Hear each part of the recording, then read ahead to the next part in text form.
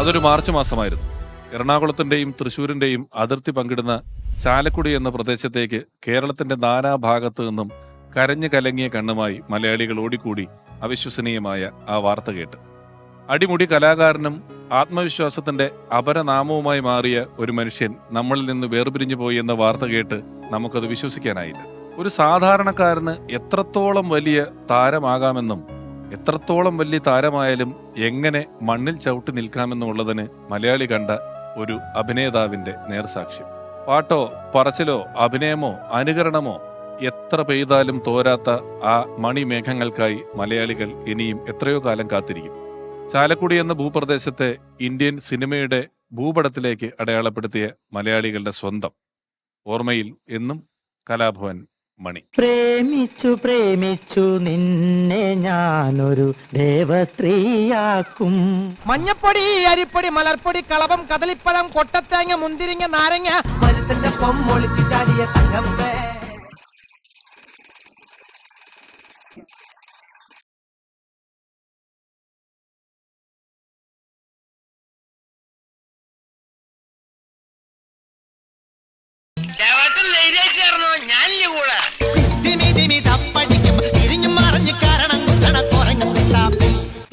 അതെ, ഞാൻ അവിടെ ആയിരുന്നു. ഇപ്പൊ ഞാൻ ഇവിടെയാ. മണിക്കുയിലേ മണിക്കുയിലേ. ആദ്യം നീ അവളെ കാര്യം പറഞ്ഞ് മനസ്സിലാക്കാൻ നോക്ക്. നിന്നെ വിശ്വാസമായ ആ നിമിഷം അവള് നിന്റെ കൂടെ ഇറങ്ങി.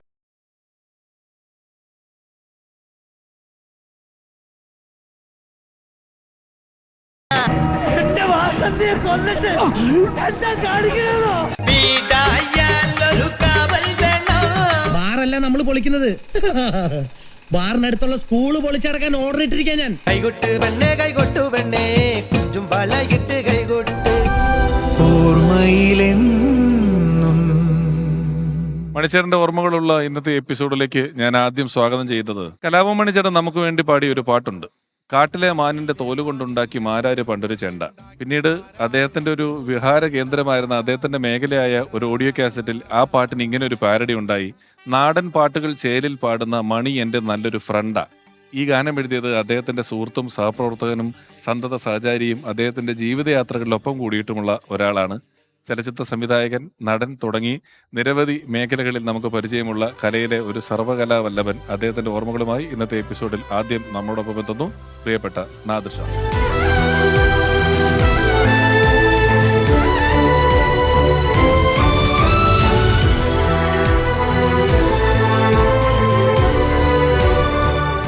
നമസ്കാരം. നമസ്കാരം. വർഷങ്ങൾക്ക് മുമ്പ് കേരളത്തിൽ അങ്ങോളം ഇങ്ങോളം ഒരുപാട് വേദികളിൽ സൂപ്പർ ഹിറ്റായി പോയൊരു പ്രോഗ്രാമുണ്ട്. അതിന്റെ പേര് മണിനാദം എന്നാണ്. അത് മണിച്ചേട്ടനും നാദർഷയ്ക്കയും കൂടെ ചേർന്ന് ചെയ്യുന്നു എന്നുള്ളത് കൊണ്ടാണ് അതിന് മണിനാദം എന്നൊരു പേരിട്ടിരുന്നത്. വലിയ ദീർഘനാളത്തെ സൗഹൃദം, സിനിമാ ബന്ധം, വേദികൾ, വ്യക്തിബന്ധം, കുടുംബബന്ധം, ഒരുപാട് കാര്യങ്ങൾ പറയാനുണ്ട് നാദർഷയ്ക്ക്. നാദർഷക്ക മണിച്ചേട്ടനെ ആദ്യമായി കണ്ടത് എവിടെയാണ്, എങ്ങനെയാണ്?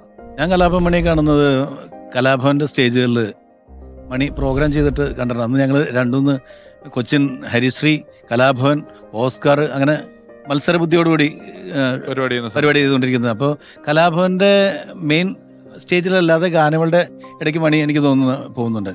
ഒന്നോ രണ്ടോ സ്റ്റേജുകളിൽ മണിയുടെ പെർഫോമൻസ് കണ്ടിട്ടുണ്ട്. പിന്നെ ഈ അന്ന് മണി കാണിക്കുന്ന കുറേ അഭ്യാസ പ്രകടനം, ശരിക്കും കായികമായിട്ടുള്ള സംഭവങ്ങളൊക്കെ സ്റ്റേജിൽ ചെയ്താൽ അതെ ആന നടക്കുന്നത്, അതായത് ഒരു സാധാരണ ഒരു മിമിക്രിക്കാരൻ കാണിക്കുന്നതിന് അപ്പുറം ശരീരം കൊണ്ട് എന്ത് കാണിക്കാൻ പറ്റുന്നു അത് മാക്സിമം കാണിക്കുന്ന ഒരു കലാകാരൻ ആയിട്ട്. അപ്പോൾ ഞാൻ വേറെ വലിയ അടുപ്പൊന്നും ഉണ്ടായില്ല.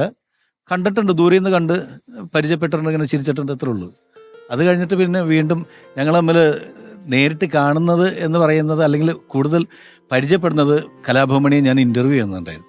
ചേട്ടൻ ഇന്റർവ്യൂ ചെയ്തെടുത്തോ? ഞാൻ ഒരു ഗൾഫ് ഷോയ്ക്ക് വേണ്ടി, ഞാൻ കേട്ടിട്ടുണ്ട് ഇന്റർവ്യൂ ചെയ്ത കാര്യം. അതെ, ഒരു ഗൾഫ് ഷോയിന് വേണ്ടിയിട്ട് പോകാൻ വേണ്ടി 2 മിമിക്രിക്കാർ വരും എന്ന് എൻ്റെ അടുത്ത് പറഞ്ഞിട്ടുണ്ടായിരുന്നു. അപ്പോൾ ഷോയ്ക്ക് പോകാൻ വേണ്ടി ഒന്ന് ടിനി ടോമാണ്, പിന്നെ സെഞ്ചുറി മമ്മിക്കാണ് ഈ കാര്യം പറഞ്ഞത് എൻ്റെ അടുത്ത്. ഒരു കലാഭവനിലുള്ളൊരു മണി, ഒരു ബെൻ ജോൺസനൊക്കെ ഓടണ എന്നൊക്കെ പറഞ്ഞ അങ്ങനെ ഞാൻ പറയാം എനിക്കറിയാം പുള്ളിയും വരും. അപ്പോൾ നിങ്ങൾ 2 പേരും നോക്കിയിട്ട് ആരെങ്കിലും ഒരാൾ, അല്ല 2 പേരെ പറ്റണം. അപ്പോൾ അതിൻ്റെ കൂടെ ഒരാൾ കൂടി നിൽപ്പുണ്ട്, ദിലീപ് ബാക്കിൽ. ദിലീപും ഈ ഷോയ്ക്ക് വേണ്ടിയിട്ട് തയ്യാറെടുത്ത് വരാൻ വേണ്ടി പ്ലാൻ ചെയ്തിരിക്കുകയാണ്. അപ്പോൾ എനിക്കിതിനകത്ത് ടിനി ടോമിന് ഓൾറെഡി ഇന്നാണ്. പിന്നെ കലാഭവമണിയെ നോക്കിയിട്ട് കലാഭവമണിയെ പറ്റിയില്ലെങ്കിൽ ദിലീപിനെ കൊണ്ടുവന്ന് പറഞ്ഞിട്ടുണ്ട്. അങ്ങനെ കലാഭവമണി ഞാൻ ആ ഷോയ്ക്ക് മണിയെയും ടിനി ടോമിനെ ഒരുമിച്ച് ഇൻ്റർവ്യൂ ചെയ്തിട്ടുണ്ടായിരുന്നു. പിന്നെ പലപ്പോഴും ഞാൻ പല വേദികളിലും പറഞ്ഞിട്ടുള്ളതാണ്. അതിൽ കലാഭവമണിയോടുള്ള അദ്ദേഹത്തിൻ്റെ ഒരു ഡയലോഗിൽ ഞാൻ വീണുപോയി. ശരിക്കും പറഞ്ഞാൽ നമ്മളെ വീഴ്ത്തിയത് ആ അന്ന് തൊട്ടുള്ളൊരു ബന്ധം. അന്ന് സിദ്ദിഖ, നമ്മുടെ നടൻ സിദ്ദിഖ ലീഡ് ചെയ്യുന്നൊരു ഷോയ്ക്ക് വേണ്ടിയിട്ടാണ് പോയത്. അങ്ങനെ ഒരു മാസക്കാലം ഞങ്ങൾ ഒരുമിച്ചുണ്ടായിരുന്നു. ആദ്യം വേറെ വേറെ മുറികളിൽ കിടന്നു. പിന്നീട് കലാഭവമണി ഞാൻ നോക്കിയപ്പോൾ ഓർക്കസ്ട്രക്കാർ ടീം കിടക്കുന്ന റൂമിൽ ഒരു സൈഡിൽ ഷീറ്റ് വിരിച്ച് കിടക്കുന്ന കണ്ടിട്ട് ഞാൻ കിടക്കുന്ന മുറിയിലേക്ക് മണിയെ വിളിച്ചുകൊണ്ടെന്ന് എൻ്റെ കൂടെ ഞങ്ങൾ ഒരുമിച്ച് ഒരു റൂമിൽ കിടന്ന് തുടങ്ങി. പിന്നീട് പലപ്പോഴും ഒരുപാട് തുടങ്ങി. അല്ല, ഇതിനിടയിൽ എന്തൊരു ഡയലോഗ് പറഞ്ഞ് എന്തായിരുന്നു അത്? വേറെ ഒന്നുമല്ല, അത് കലാഭവമണിയെ ഇപ്പം ഞാൻ എന്തെങ്കിലും ഇപ്പം മണി കാണിക്കുന്ന എല്ലാ അഭ്യാസം കാണിക്കാം. എൻ്റെ അടുത്ത് പറഞ്ഞ കുരങ്ങടക്കും അത് കാണിക്കാം, പിന്നെ ഞാൻ അത് കാണിക്കുന്നത്. അപ്പം മനസ്സുകൊണ്ട് മണി ആ ബാക്കിലൊരാൾ നിൽക്കണ്ടല്ലോ, ദിലീപിനെ കൊണ്ടുപോകാൻ വേണ്ടിയിട്ട് നമ്മൾ പ്ലാൻ ചെയ്ത് വെച്ചേക്കാം. അപ്പോൾ ഇവനെ കളഞ്ഞാൽ മാത്രമേ നമുക്ക് പറ്റുള്ളൂ. അങ്ങനെ പറഞ്ഞുകൊണ്ടിരിക്കുന്ന സമയത്താണ് മണി പറഞ്ഞത് ഒരു ആന നടക്കും. ഞാൻ പറഞ്ഞു കാണിക്കാൻ പറഞ്ഞു. അങ്ങനെ പക്ഷേ എൻ്റെ അടുത്ത് പറഞ്ഞ ആനയുടെ ബാക്കാണ്, ബ്ലാക്ക് പാൻറ്റാണ് അത്, എന്നാൽ കറക്റ്റ് ആനയുടെ ബാക്ക് ഫിഗർ ഐറ്റം കിട്ടുള്ളൂ. അപ്പോൾ ഞാൻ പറഞ്ഞു എന്നിട്ട് കറുത്ത പാൻറ് ഇട്ടുകൊണ്ട് വരാറുന്നില്ലെന്ന് ചോദിച്ചു. അത് പറഞ്ഞ് ഒരു പാൻറ്റുള്ളൂ, അത് കഴുകിയിട്ട് എനിക്ക് നാളെ പ്രോഗ്രാമിന് കൊള്ളാണ്, അത് അല്ലെങ്കിൽ ഞാൻ വന്നേനെന്ന് പറഞ്ഞു. ചങ്ക് തകർന്നു പോകാന്ന് പറയില്ല നമ്മൾ. അപ്പോൾ ഞാൻ പിന്നെ വിചാരിച്ചു ഈ പ്രോഗ്രാമിൽ ഞാൻ പങ്കെടുത്തില്ലെങ്കിൽ പോലും കലാഭവമണി ഈ ഷോയിൽ വേണം എന്നുള്ളൊരു തോന്നലുണ്ടായിരുന്നു. അതായിരുന്നു ഒരുപക്ഷെ കലാഭവൻ മണിച്ചേട്ടന്റെ ആദ്യത്തെ വിദേശ യാത്ര. അതെ, സിദ്ദിഖ നയിച്ച ഒരു യാത്ര. അതിൽ മണിച്ചേട്ടൻ ആദ്യമായിട്ട് വിദേശത്ത് പോയത്. ഈ ആദ്യമായിട്ട് വിദേശത്ത് പോകാൻ, ഇന്റർവ്യൂവിൽ പോകാൻ, ഒരു ഐറ്റം അവതരിപ്പിക്കുന്നതിന് സ്വന്തമായിട്ട് പാൻറില്ല എന്ന് പറയുന്ന ഒരു കലാകാരനിൽ നിന്നും ഇന്ത്യൻ സിനിമയിലെ ഏറ്റവും പ്രഗത്ഭരായ താരങ്ങളോടൊപ്പം രജനീകാന്തിനോടൊപ്പം വരെ അഭിനയിക്കുന്ന ഒരു നിലയിലേക്ക് അദ്ദേഹം പിന്നീട് വളർന്നത് പൊടുന്നനെയായിരുന്നു. നമ്മളത് കണ്ടു. അദ്ദേഹത്തിന്റെ ഓർമ്മകൾ, അദ്ദേഹത്തിന്റെ ജീവിതത്തിൽ ഞങ്ങളുടെ എല്ലാം ഈ ഒരു എപ്പിസോഡ് വരുമ്പോൾ എനിക്കും അതിൽ ഒരുപാട് പറയാനുണ്ടാവും. ആ യാത്രകളിലേക്ക് നമുക്ക് കേൾക്കാം.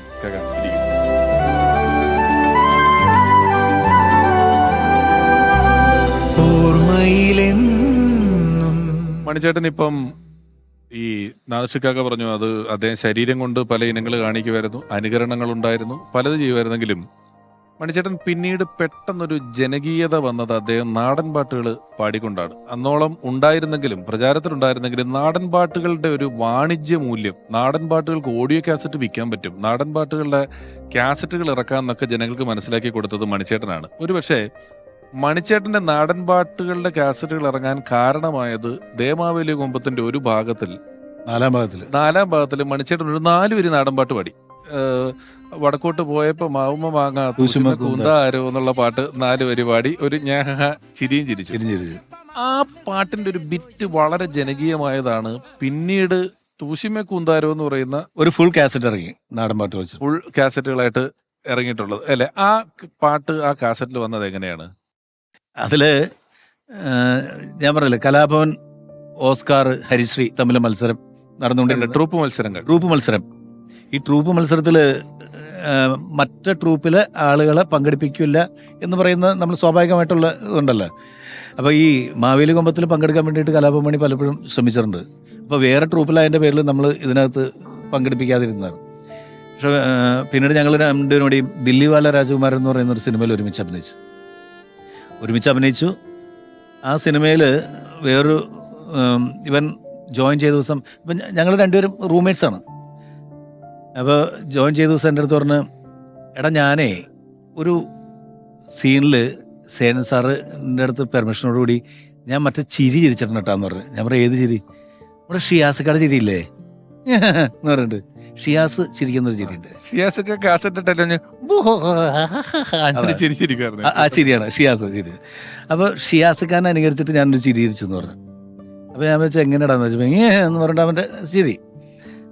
അപ്പോൾ ഞാൻ പറയാം, എന്നിട്ട് അത് ഭയങ്കരമായിട്ട് ഏറ്റടാ, അത് ഈ സീനിൽ ഭയങ്കരമായിട്ട് ഉണ്ട്. അതിനകത്ത് അതുകൊണ്ട് ഈ മ്യാമന്മാരെ മനസ്സിലായോ മക്കൾക്ക് ആ സാധനമൊക്കെ ഈ സിനിമയിൽ അദ്ദേഹത്തിന്റെ. അതെ. അപ്പം ഞാൻ പറഞ്ഞ നീ സേനൻ സാറിൻ്റെ അടുത്ത് ചോദിച്ചു നോക്ക്, കാരണം പെർമിഷൻ വേണമല്ലോ ഡയറക്ടറെ. അത് ആ ചിരി ഒന്ന് കണ്ടിന്യൂസ് ആയിട്ട് പല സ്ഥലങ്ങളിൽ ഉപയോഗിക്കാൻ വേണ്ടിയിട്ട് അത് രജിസ്റ്റർ ചെയ്യാൻ സാധ്യതയുണ്ടെന്ന് പറഞ്ഞു. അപ്പോൾ ഞാൻ പറഞ്ഞ് ചോദിച്ചാൽ സമ്മതിക്കുമോ? ഞാൻ പറഞ്ഞ് സേനേട്ടൻ ചിലപ്പോൾ സമ്മതിക്കും. അങ്ങനെ ആ സിനിമയിലെ പല ഭാഗങ്ങളിൽ ആ ചിരി ഉണ്ടായിരുന്നു. ആ ചിരി കയറി കൊളുത്തി. പിന്നെ അതിനുശേഷം എൻ്റെ അടുത്ത് പറഞ്ഞ കാസറ്റിൽ പങ്കെടുക്കാം. ഞാൻ പറഞ്ഞ കാസറ്റിൽ പങ്കെടുക്കാം. അങ്ങനെ ആ കാസറ്റിൽ കാലുളുങ്ങി കിടന്ന കിടപ്പിൽ ബാപ്പ ഇന്ന് വിനിന്നു തിരുമുകാര ആ പാട്ട് മണിയെ കൊണ്ട് പാടിക്കാമെന്ന് വിചാരിച്ചു. പാരഡി. അപ്പോൾ അങ്ങനെ മണി അത് ഫിക്സ് ചെയ്യുന്നു. കാസറ്റ് റെക്കോർഡിങ്ങിൻ്റെ എല്ലാം കഴിഞ്ഞിട്ട് നമുക്ക് വളരെ നിസ്സാര ദിവസങ്ങളിലല്ലോ, പിന്നെ വരാൻ പറ്റിയില്ല. ഏത് സിനിമയുടെ ഷൂട്ടിങ്ങിലായിരുന്നു.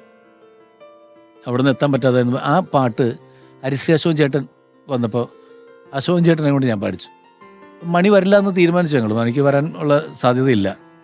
അങ്ങനെ കാസറ്റിൻ്റെ മിക്സിങ് നടക്കുന്ന സമയത്ത്, ഫൈനൽ മിക്സിങ്, വേറെ ഇനി ഒന്നും ചേർക്കാനില്ല. മണി ഓടിപ്പോൾ അടച്ചു വന്ന് സ്റ്റുഡിയോയിൽ വന്നിട്ട് പറഞ്ഞ്, എടാ ഞാൻ വരാനായിട്ട് സോറിട്ടാ. ഞാൻ പറഞ്ഞ പാട്ടൊക്കെ പോയി, അതൊക്കെ മിക്സിങ് നടക്കുകയാണ്. അയ്യോ അളിയാ, എന്ന് അടുത്ത കാസറ്റിൽ നീ എന്തെങ്കിലും നോക്കടാ എന്ന് പറഞ്ഞിട്ട് അങ്ങനെ എല്ലാം കഴിഞ്ഞ് ഞങ്ങൾ മിക്സ് ചെയ്തുകൊണ്ടിരിക്കുന്ന സമയത്ത് അപ്പുറത്ത് കൺസോൾ റൂമിൽ നിന്ന് ഇപ്പം നമുക്ക് കാണാം. അവിടെ നമ്മുടെ ഫ്രണ്ട്സൊക്കെ കൂടി, അവിടെ ബാക്കി കാസറ്റ് റെക്കോർഡിങ് കഴിഞ്ഞ ഫ്രണ്ട്സ് എല്ലാവരും ഇരിപ്പുണ്ട്. ഷിയാസ്, ജോർജ്, സംഘം. അവരെല്ലാവരുടെയും ഭയങ്കര കൈയടിച്ച് ഇങ്ങനെ എന്തോ ആസ്വദിക്കുന്നത് നമുക്ക് ഗ്ലാസ്സിൽ കൂടി കാണാം. ഓഡിയോ കേൾക്കാൻ പറ്റില്ല. അപ്പോൾ ഞാൻ പറഞ്ഞു, അവിടെ ഒരു മൈക്ക് നമ്മൾ മിമിക്രിക്ക് വേണ്ടിയിട്ട് റെഡിയാക്കി വെച്ചിരുന്ന കുറേ മൈക്കുകളുണ്ട്. ഞാൻ പറഞ്ഞു അതൊന്ന് ഓൺ ചെയ്തതെന്ന് പറഞ്ഞു. എന്താണ് അവിടെ പരിപാടി എന്ന് അറിയട്ടെ എന്ന് പറഞ്ഞു. അപ്പോൾ നമ്മുടെ റെക്കോർഡ് ചെയ്ത് ഓൺ ചെയ്ത് കഴിഞ്ഞപ്പോഴേക്കും അവിടെ നിന്ന് വടക്കോട്ട് പോകുമ്പം മാവുമ്മ മാങ്ങാതൂശുമ്മക്കുന്നാരോ ദൂശുമ്മക്കുന്നാരോ ഇങ്ങനെ അകലേ എന്നുള്ള മൈക്കല്ലേ, ഭയങ്കര ഫീൽ. അപ്പോൾ എല്ലാവരുടെയും ക്ലാപ്സ് ഇങ്ങനെ, ഇത് ഭയങ്കര രസമായിട്ട് തോന്നി. ഞാൻ മണി അതൊന്ന് മൈക്കിലൊന്ന് പാടാന്ന് പറഞ്ഞു. അപ്പോൾ മണി പറഞ്ഞ് എന്തിനാ? ഞാൻ പറഞ്ഞു നീ പാട്, നല്ല രസമുണ്ടത്. അങ്ങനെ ഓർക്കസ്ട്ര ഒന്നുമില്ല, എല്ലാം പോയില്ലേ. അവസാനം ഒരു ശ്രുതി ഇടാൻ വേണ്ടിയിട്ട് അവിടെ ഒരു കീബോർഡ് ഇരിപ്പുണ്ടായി. അതിൽ ശ്രുതി ഇട്ട് കൊടുത്തു. ആ ശ്രുതിയിൽ മണി പാടി. ഡ്രംസ് വായിച്ചത് ജോർജും കോട്ടയം വില്യംസും നമ്മളെ കൂടി വായി കൊണ്ടാണ് ഡ്രംസ്. അങ്ങനെ വായിച്ച് അത് റെക്കോർഡ് ചെയ്ത് കഴിഞ്ഞപ്പോൾ എല്ലാവരും ചോദിച്ചു ഇത് എവിടെ ഇടാനാണ്? ഞാൻ പറഞ്ഞു ഈ സാധനം നമുക്ക് ഉപയോഗിക്കാം, എവിടെയെങ്കിലും ഇടാം. അങ്ങനെ ഒരു പാട്ടും വേറൊരു സ്കിറ്റും കൂടി കളഞ്ഞിട്ട് അതിനകത്തൊരു കണക്ഷൻ മണി തന്നെയാണ് ഒരു വയസ്സിന്റെ മണിച്ചേട്ടൻ്റെ ഒരു അപ്പൂപ്പനുണ്ട്, അരി കൂടി പോയില്ല എന്നുള്ളത് ആ അപ്പൂപ്പന്റെ ക്യാരക്ടറിലാണ് അത് കേട്ടിട്ടുള്ളത്. ഒരു പ്രായമുള്ള ഒരു അപ്പൂപ്പന്റെ ക്യാരക്ടർ അത് വെച്ചിട്ട് മണി ചെയ്ത് അത്. പക്ഷെ എന്താ കാര്യം എന്ന് വെച്ചാൽ ആ കാസറ്റിൽ ഏറ്റവും ഹിറ്റായത് അതാ. എനിക്ക് ഓർമ്മയുണ്ട്, ആ കാസറ്റൊക്കെ എനിക്ക് ഓർമ്മയുള്ള സമയത്താണ് അത് വളരെ ജനകീയമായി.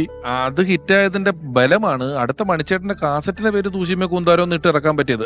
ഇത് ഹിറ്റായതിന്റെ പേരിലാണ്. അത് തൂശിമ കൂന്താരം എന്ന് പറയുന്നത് നമ്മുടെ മാരുതി കാസറ്റ്സ് കബീർ കാസറ്റ് ആണ്. നമുക്ക് മണിച്ചേട്ടനെ പറ്റി പറയുമ്പോൾ മണിച്ചേട്ടന്റെ ഒരു എപ്പിസോഡിൽ ഒരുപക്ഷെ അദ്ദേഹത്തിനെ കൊണ്ട് ഏറ്റവും മികച്ച കഥാപാത്രങ്ങൾ ചെയ്യിച്ച, അദ്ദേഹത്തിന്റെ ഏറ്റവും മികച്ച മലയാളികൾ ഓർക്കുന്ന കഥാപാത്രത്തെ അദ്ദേഹത്തെ ഹീറോ ആക്കി അവതരിപ്പിച്ച സംവിധായകൻ നമുക്കെല്ലാം പ്രിയപ്പെട്ട വിനയൻ സാറ് അദ്ദേഹത്തെ ഇപ്പോൾ ഓർക്കും. നമുക്ക് കാണാം. മണി മലയാളത്തിന് പ്രിയങ്കരനായിട്ട് നോട്ട് ചെയ്യപ്പെടുന്നത് സല്ലാപം എന്ന് പറയുന്ന ചിത്രത്തിലാണ്.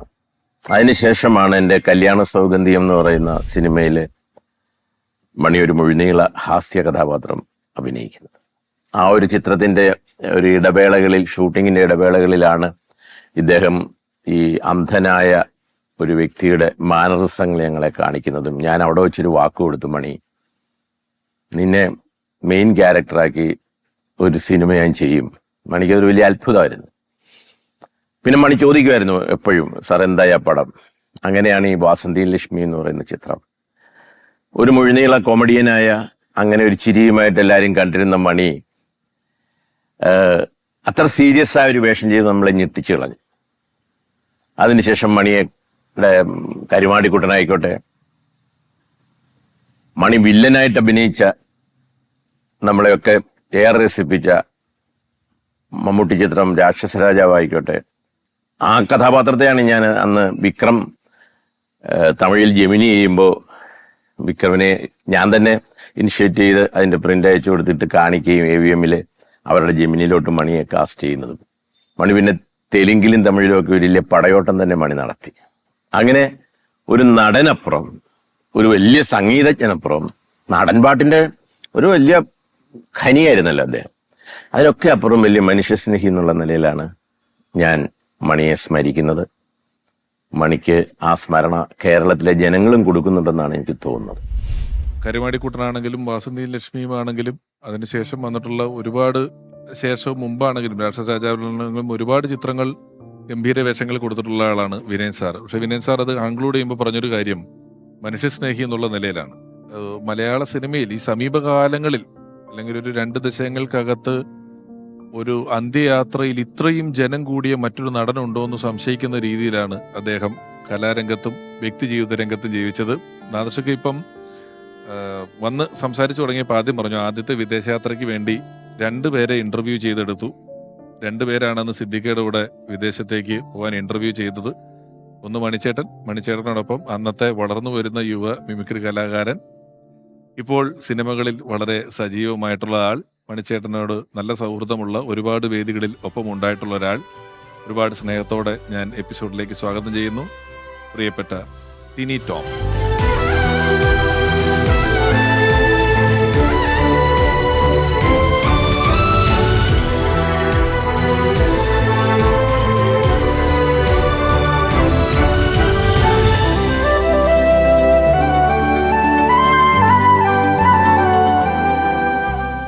ചേട്ടാ സ്വാഗതം. Thank you. ഈ നാദർഷക്ക് പറയായിരുന്നു, നാദർഷക്ക് ഇന്റർവ്യൂ ചെയ്യുന്നു ഒരു വിദേശ യാത്രയ്ക്ക് കൊണ്ടുപോകാൻ. മമ്മി സെഞ്ചുറി വിദേശത്ത് കൊണ്ടുപോകാണ് നിങ്ങളെയൊക്കെ. ആ 2 പേര് മണിച്ചേട്ടന്റെ കൂട്ടത്തിൽ അന്ന് ഇന്റർവ്യൂവിന് പോയി ഓൾറെഡി ഫസ്റ്റ് ഇന്നായ ആള് ടിനിച്ചേട്ടൻ. അല്ല, ഞാൻ മാനേജ്മെന്റ് കോട്ടയായിരുന്നു. കാരണം മമ്മിക്കയുടെ സെഞ്ചുറി എന്ന് പറഞ്ഞ ട്രൂപ്പിലുള്ള ആളാണ്. അപ്പൊ അതില് ഞാൻ മനോജ് ഗിന്നസ് ഉണ്ണി. അപ്പൊ ഫസ്റ്റ് മനോജിനാണ് പുറത്തേക്ക് പോകാൻ ചാൻസ് കിട്ടിയത്. KP ഉമർ സാറ്, സുധീഷ് കോഴിക്കോട്, അവരൊരു ടീമില്. അപ്പൊ അടുത്തത് ഞാനാണ് വെയിറ്റിംഗ് ലിസ്റ്റില്. അപ്പൊ എങ്ങനെയെങ്കിലും ഉൾപ്പെടുത്തും എന്നുള്ള അറിയാം.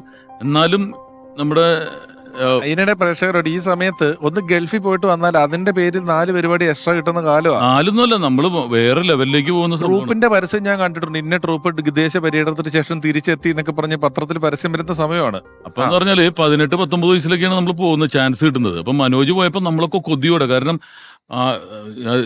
ചന്ദ്രനിലേക്ക് വിടുന്നത് പോലെയാണ് നമ്മൾ ആഘോഷമാണ്. കാരണം ഒരിക്കലും ചാൻസ് കിട്ടില്ല നമ്മളെ പോലെയുള്ളവർക്ക്. കാരണം അത് സ്ഥിരമായിട്ട് പോകുന്നത് ആ BKയുടെ ടീം, നാദർഷിക്ക് ആ ടീമൊക്കെയാണ് പോയിക്കൊണ്ടിരിക്കുന്നത്. പിന്നെ ജയറാമേട്ടന്റെ ടീമൊക്കെയാണ് പോയിട്ടുള്ളത്. അപ്പൊ നമ്മുടെ ടീമിൽ അങ്ങനെ മനോജ് പോയിട്ട് വരുന്നത് ഞാനാണ്. അപ്പൊ നിനക്കൊരു സംഭവം റെഡിയാക്കിയിട്ടുണ്ട് ഇങ്ങനെ ഗൾഫിൽ എന്ന് പറഞ്ഞപ്പോൾ നമ്മള് അത് കിട്ടുക. ആ കാലഘട്ടത്തിൽ ആരും പോയിട്ടില്ല. അങ്ങനെ നാദർഷിക്ക, സിദ്ദിഖ അങ്ങനെ ഉള്ളവരെ വന്നു ചേരുന്നു. എറണാകുളത്ത് ചാന്ദിനി പാർക്ക് അവിടെ ചെല്ലാൻ പറഞ്ഞു. ഞാൻ അവിടെ ബസ്സിന് ചെല്ലുമ്പോൾ മണിച്ചേട്ടൻ ഉണ്ട്. മണിച്ചേട്ടൻ ഈ കുരങ്ങന്റെ സംഭവമൊക്കെ ചെയ്യുന്നു. പക്ഷെ മണിച്ചേട്ടനെ ഞാൻ ആദ്യം പരിചയപ്പെടുന്നത് അവിടെയല്ല, കലാഭവനില്. എൻ്റെ അമ്മയുടെ വീട് കലാഭവന്റെ തൊട്ടു പിന്നില്ല. അപ്പൊ ഏതൊരു കലാകാരന്റെ ആഗ്രഹം കലാഭവന്റെ ബോർഡ് വെച്ച ആദ്യത്തെ സ്വപ്നം എന്ന് പറഞ്ഞാൽ അതാണ്, കലാഭവന്റെ ബോർഡ് വെച്ച വണ്ടി പോകണമെന്നാണ്. അവിടെ ഞാൻ അങ്ങനെ ഇന്റർവ്യൂവിന് വന്നപ്പോൾ മണിച്ചേട്ടനാണ് എന്നെ ഇന്റർവ്യൂ ചെയ്യുന്നത്.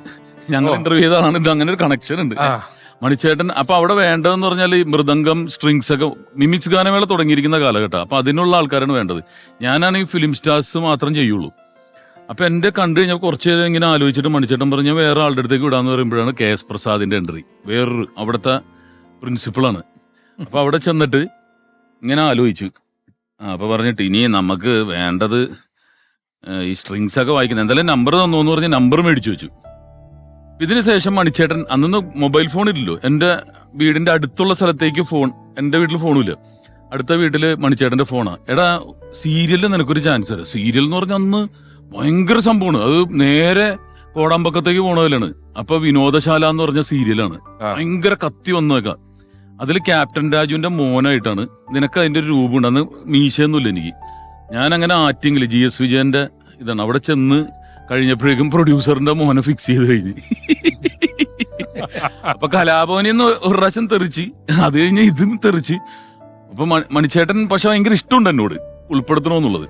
അങ്ങനെയാണ് പിന്നെ ഈ മൂന്നാമത്തെ സംഭവത്തിൽ മാനേജ്മെന്റ് ഹോട്ടലിൽ ഇതിൽ മാനേജ്മെന്റ് ഹോട്ടലിൽ കയറുന്നത്. അന്ന് ഇതിന്റെ കാസറ്റ് പിന്നീട് നാട്ടിൽ ഇറങ്ങിയിട്ടുണ്ട്. ശരിക്കും ആക്ച്വലി ഞാനല്ല ഇന്റർവ്യൂ ഉണ്ടാവുക, സിദ്ദിഖയാണ്. സിദ്ദിഖയുടെ ലീഡർഷിപ്പിൽ പോണ ഷോ അല്ലേ. സിദ്ദിഖ പറഞ്ഞടാ മിമിക്രി ഞാൻ ആരെ പറഞ്ഞിട്ടല്ലോ അവർക്ക് വിഷമവും, നീ ഒന്ന് ചെയ്യും, ശാപം കിട്ടാൻ നിങ്ങൾ അതാണ്. പക്ഷെ എന്നിട്ട് മണിച്ചേട്ടൻ എന്നൊരു ചെയിൻ സോങ് പാടുകയും അതിൽ നിങ്ങൾ സ്റ്റേജിൽ വെറുതെ ഡാൻസ് കളിക്കുകയൊക്കെ ചെയ്യുന്നവർക്ക് അത് ഇപ്പൊ ആ, നിങ്ങൾ ശരി. രക്ഷപ്പെട്ട് നിൽക്കുന്നത് ഇപ്പൊ ആ കാസറ്റ് കണ്ടാൽ നിങ്ങളെ മനസ്സിലാവൂല. മനസ്സിലാവില്ല. അതുകൊണ്ടാണ് അതായത് ഇല്ല, മനസ്സിലായിരുന്നു. ഇപ്പൊ എല്ലാവർക്കും മനസ്സിലായി. മണിച്ചേട്ടൻ അതിനകത്ത് നിന്നിട്ട് എന്തോ ഈ ഒരു വീട്ടുക്ക് വാസപ്പടി വേണോ ആ നടന്ന പാട്ട് പാടുമ്പം ടിനിച്ചേട്ടൻ സൈഡിൽ ഡാൻസ് കളിക്കുന്നതാണ്. നിങ്ങളിപ്പോ 2 പ്രാവശ്യം നമ്മൾ പറഞ്ഞല്ലോ മമ്മി സെഞ്ചുറിയാണ് ഈ ട്രിപ്പ് കൊണ്ടുപോകാനായിട്ട് ശ്രമം നടത്തിയതെന്ന് പറഞ്ഞല്ലോ. അപ്പം നിർമ്മാതാവ്, സംവിധായകൻ, സ്റ്റേജ് പരിപാടികളുടെ ഓർഗനൈസേഴ്സ്, നിരവധി ഓഡിയോ കാസറ്റുകൾ, വീഡിയോ കാസറ്റുകൾ നമുക്ക് വേണ്ടി ചെയ്തിട്ടുള്ള സെഞ്ചുറി വിഷന്റെ ഓണർ കൂടിയായ മമ്മി സെഞ്ചുറി.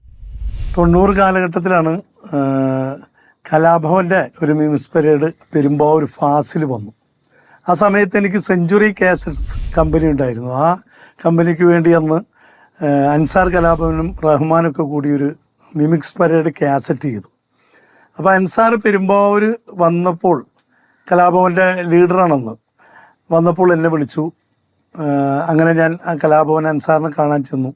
പക്ഷെ പ്രോഗ്രാമിന് നിൽക്കാൻ സമയമുണ്ടായിരുന്നില്ല. അതുകൊണ്ട് തന്നെ ഞാൻ പോവുകയാണെന്ന് പറഞ്ഞപ്പോൾ അൻസാർ എന്നോട് പറഞ്ഞു, ഇവിടെ ഇതിലൊരു നല്ല പയ്യൻ വന്നിട്ടുണ്ട്, അടിപൊളി ആർട്ടിസ്റ്റാണ്, ജസ്റ്റ് ഒന്ന് കണ്ടിട്ട് പോകും, ഫസ്റ്റ് പെർഫോമൻസ് ഒന്ന് കണ്ടിട്ട് പോകും, നമുക്ക് ആവശ്യം വരും എന്ന് പറഞ്ഞാൽ. അന്നൊക്കെ ഞാൻ ഈ ഗൾഫ് ഷോ സ്ഥിരമായിട്ട് നടത്തുന്ന ഒരു കാലമായിരുന്നു. അപ്പോൾ അങ്ങനെ അവിടെ നിന്നു. ഫസ്റ്റ് പ്രോഗ്രാം മണിയുടെ കണ്ടു.